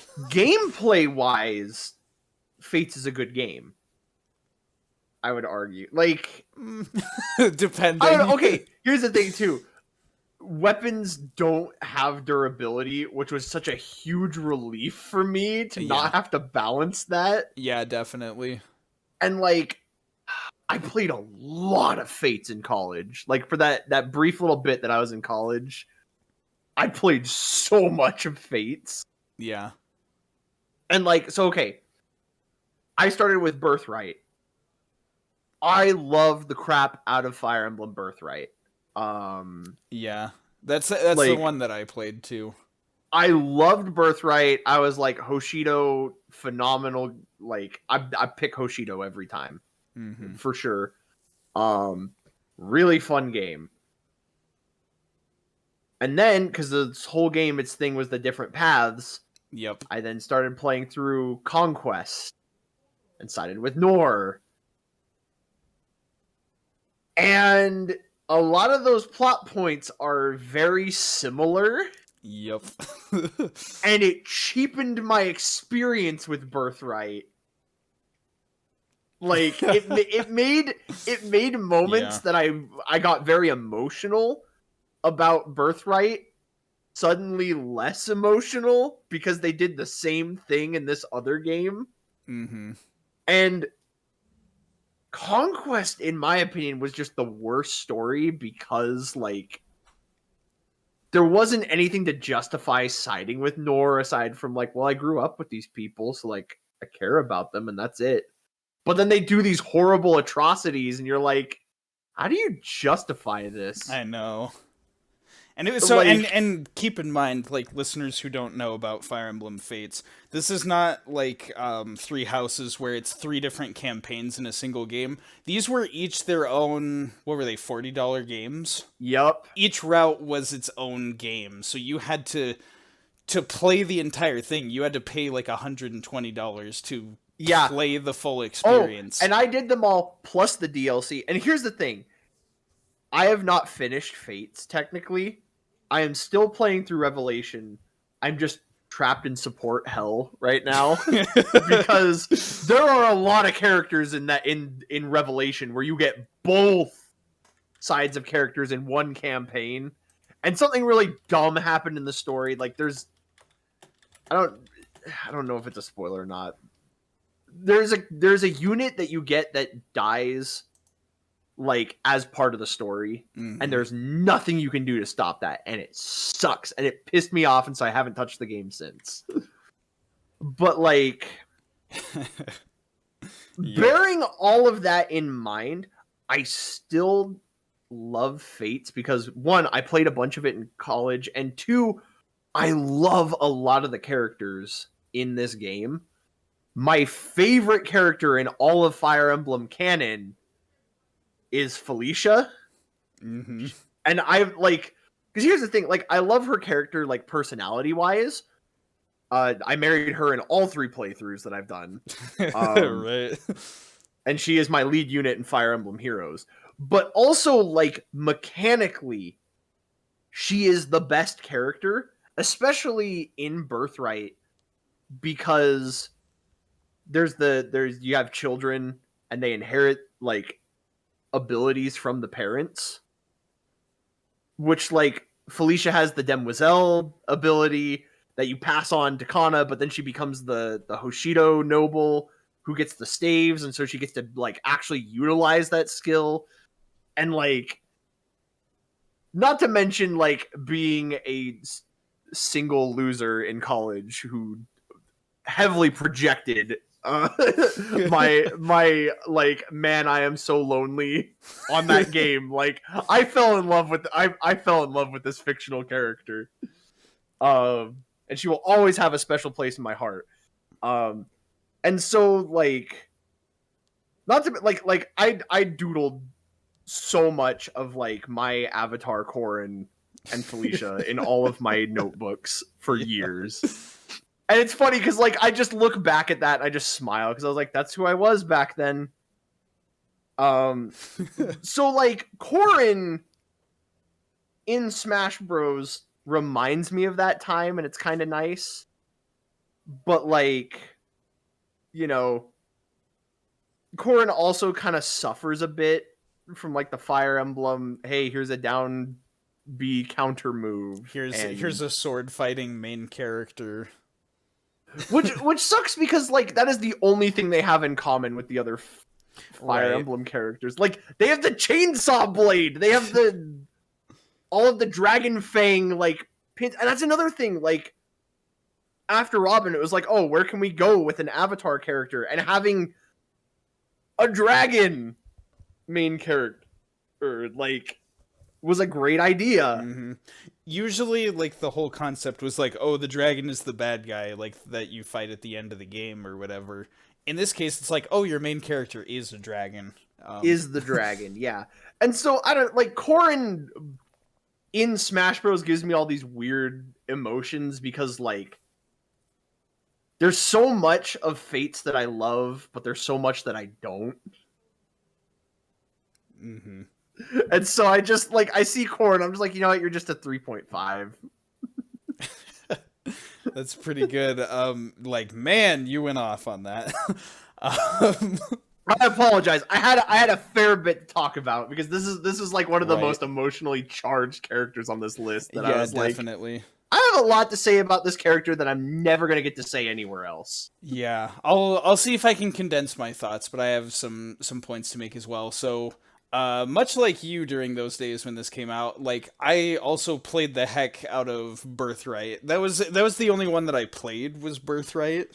Mm-hmm. But I did play the heck out of it for what it's worth. One of the biggest appeals to me was the very Japan themed, like, fighters and like the different types of weapons you could use. It was very like normal Fire Emblem experience, but the look of the characters in the world was very different, and so I liked that. And go figure, the one character from Birthright that doesn't represent any of that is Corrin. And he slash she is the one we got in Smash, bringing none of the very Japan elements. And like, for what it's worth, that was the only Fire Emblem game to have ninja as a class. Dude. And if you haven't figured it out by now, I'm freaking obsessed with ninjas, so that was a big deal to me. Dude. Sorry, other just small tangent, just praising, like, the shuriken in that game being a close range and long range weapon was phenomenal, and another reason why Felicia was my favorite character in all of Fire Emblem. Because she would use the shurikens. Definitely. So, like, that was cool about that, but, like, I hate so many things about Fates. For how much I invested in that game, I was just, like, really dissatisfied by the end. And especially, like, they really leaned into, like, the romance and the dating sim elements. And, they did. That is why, like, people think of that with Fire Emblem now. Like, Awakening tied it in with its story really well and had, like, great relationships with all the characters. And then Fates was just, like, horny for no reason. Yeah. Like, yeah. And it was even, like, in the US, they, like, censored some stuff. I don't know if it's really explicit or if it really is, like, needed to take it out. But, like, you pet your significant other. Yeah, that was weird. It's really weird. That was weird. Like, weird. I just couldn't chill. And again, kind of in the same boat as you. Like, Fates did a very good job of reminding me that I was single. Like... with it just being so intensely romance focused and lusty the whole time. It was just so like, what is going on here? This Path of Radiance didn't make me feel this way. Like, yeah. I will say though, the Heirs of Fate DLC about all of the children, 10 out of 10. Like, I actually loved it. That one was pretty cool. And I do like the stuff like vocal tracks and everything. It's like, yes, please keep this in the Fire Emblem series, and Three Houses does. So that was a good thing that moved on. Now we just need the ninjas back. Bring back the ninjas, and then everything else about Fates can die in a hole.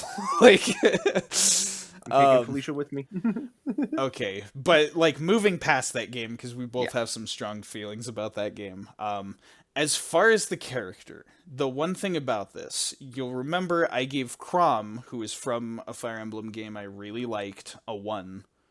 whereas I give Corrin a 2. The reason I praise Corrin a bit more is just the moveset is more interesting.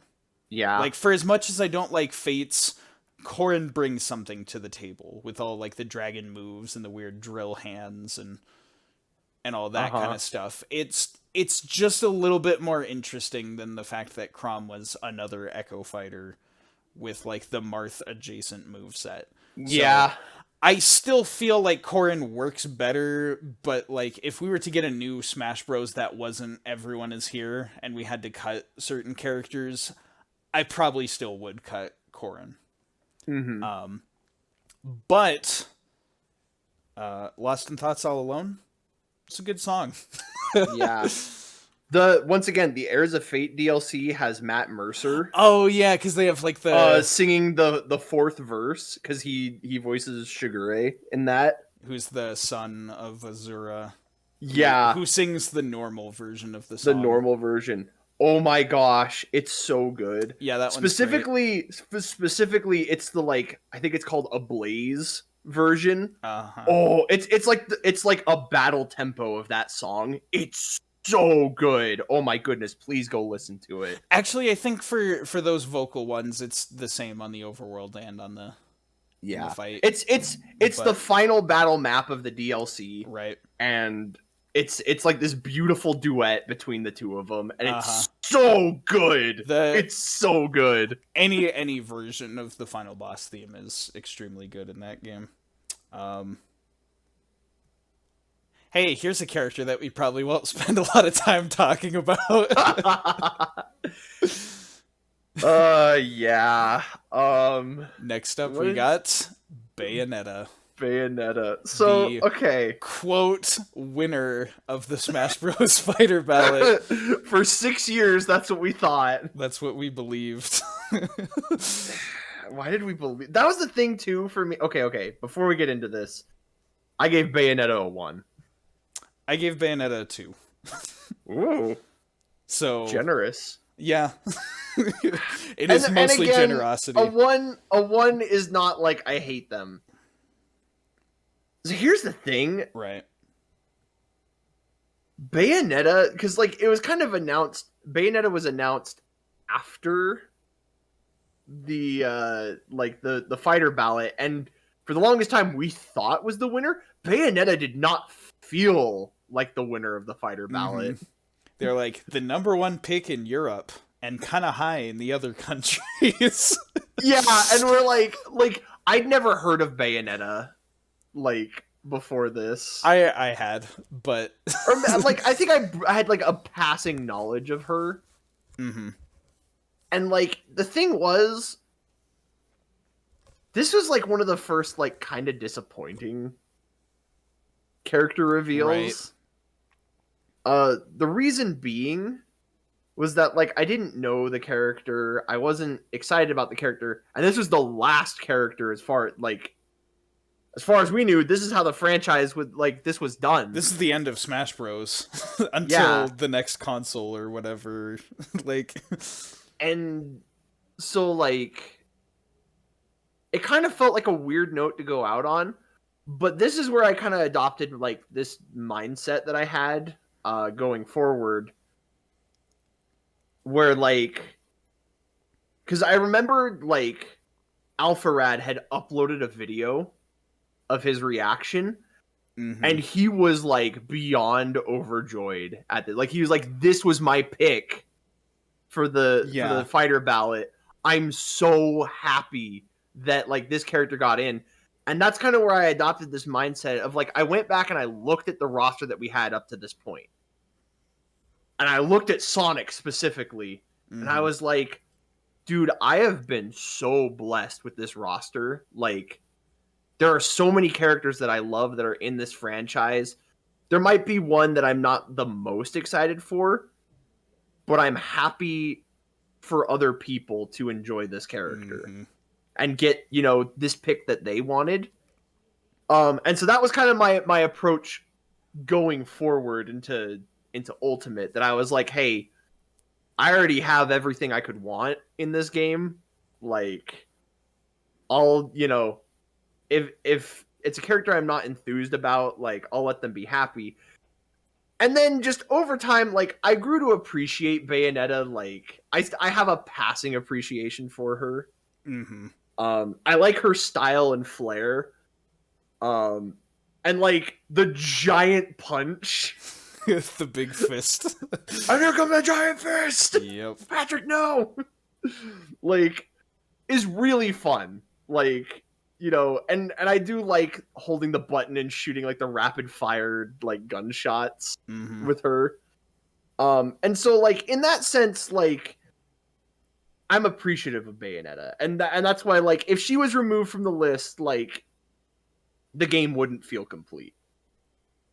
She's probably like the lowest on the list that I feel like happy is in the game. Yeah. But like I am still glad that she's in the game. All right. That's pretty crazy. You were able to look past a thing that you were not a fan of and have sympathy for other people that were. And really, that's just the biggest way to tell Twitter to suck eggs, because nobody on that website can seem to do that. Yeah, so kind of similar. Like I don't completely outright hate Bayonetta, and her inclusion into Smash Bros is not a thing that is upsetting to me in a way. So again, that's why I rate Bayonetta as higher than Chrom.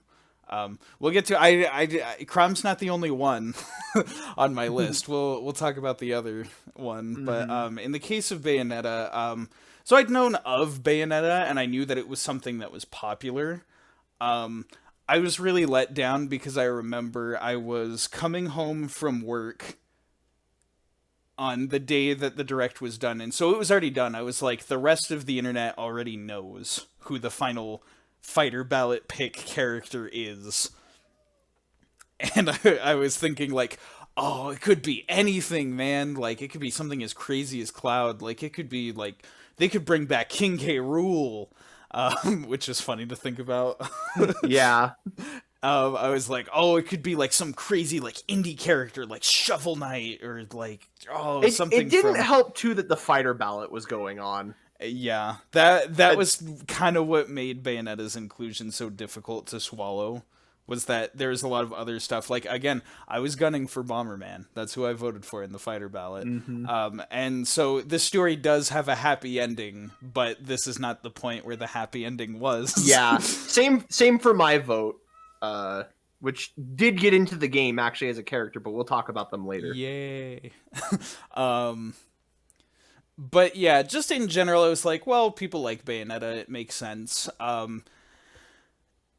After having played Smash Bros. And kind of making it my mission, like, I still want to play all the games that, like, the characters from Smash Bros. Are from. But in the case of Bayonetta, so I got Bayonetta 1 as a gift from a friend, which kind of helped my ability to give it a try, because I was like, I didn't know if I wanted to spend the money on it, but having tried it, I was like, I played a little bit and I'm like, I can see why people like this. I'm not really wanting to invest, and of course, like, the game is intensely vulgar. Yeah. Like, that was the thing. Metal Gear Rising Revengeance had, like, the violence angle to it. Like, it probably is more violent than Bayonetta, but Bayonetta is way more vulgar in terms of, like, its sense of humor and how far it goes with its suggestive content. Like, yeah, Bayonetta got nerfed in that regard when she got put in Smash. Yep. And then she got nerfed in Smash Ultimate. Like, that's just one of the things I remember. Bayonetta was, like, undisputedly, like, the best character. My cat is freaking out. I noticed. I could hear it. It's like, calm down, sweetie pie. I'm just talking about Bayonetta. There you go. Go outside, play, have fun. Okay. And now back to Bayonetta. Yeah. So that was the thing. I think I appreciate Bayonetta more as a character now that I played Metal Gear Rising Revengeance, which is the ninja samurai version of Bayonetta. Bias. Yeah, absolutely bias. Like, heck, like, I wouldn't complain about riding in Smash. I think it'd be cool. Yeah. Um, I do agree with you also after having gone through the game with you. I have a newfound appreciation for Bayonetta. right. But it's just like one of those characters that's like, this isn't really for me. But the roller coaster of emotions we got to experience with the fighter ballot was so exciting that, like, even though it felt like I didn't get what I wanted at that point, like, it still was a fun ride. And so I give Bayonetta that. And also the music, like, holy smokes, Bayonetta music. Like, I will say that is one of the best things about Bayonetta is the music. Sadly, we don't get lyrics to a lot of these songs. well, that's like because the sad thing is they don't have the licensed music. Like outside, like the music in Smash for Bayonetta is really good, but the stuff from the games, like, there's some really good stuff. There is, in particular, Fly Me to the Moon. The remix of Fly Me to the Moon that they did is so good. I will also say Umbra Clock Tower is one of, like, the most visually enjoyable stages to play on. Yeah, that one's really cool. I for the music and for the stage, I often go to Umbra Clock Tower a lot of times. I remember in Smash 4 there was a glitch where, like, Pikachu's quick attack cancel was like you could do it anywhere on Umbra Clock Tower. And so because I played a ton of Pikachu, like, I would go to that stage just to kind of reap those benefits. But yeah, that was Smash 4 was a wild ride, and it was so interesting because we thought that was going to be the end of Smash, at least for, like, a really long time. And then in no time at all. Yeah. My goodness. They announced Ultimate. Ultimate, when that got announced, that was so wild because for the longest time I was one of the people I was like, no, it's just a port because there's no time for them to actually make a whole game and release it this year. Yep. And, like, lo and behold, they did it somehow. So next time we'll talk about Smash Bros. Ultimate and keep this crazy Smash Bros. Train rolling. That one's gonna take us like 3 sessions to get through all the characters. There's all the DLC. Like I was looking, oh, there weren't that many newcomers, and I was like, oh yeah, the DLC. There was a ton of newcomers. We went from, like, 40-something fighters to 80-something fighters. Like, yeah, I think at this point we're at, like, 60. Yeah, 60. Bayonetta is number 63. Yeah. Give or take Echo Fighters. Yeah, give or take Echo Fighters. But yeah, next time we'll get to Ultimate, and until then, if you need to learn how to talk to a lady, don't ask CORRIN, because he'll pet them, and it's weird. Oh my god!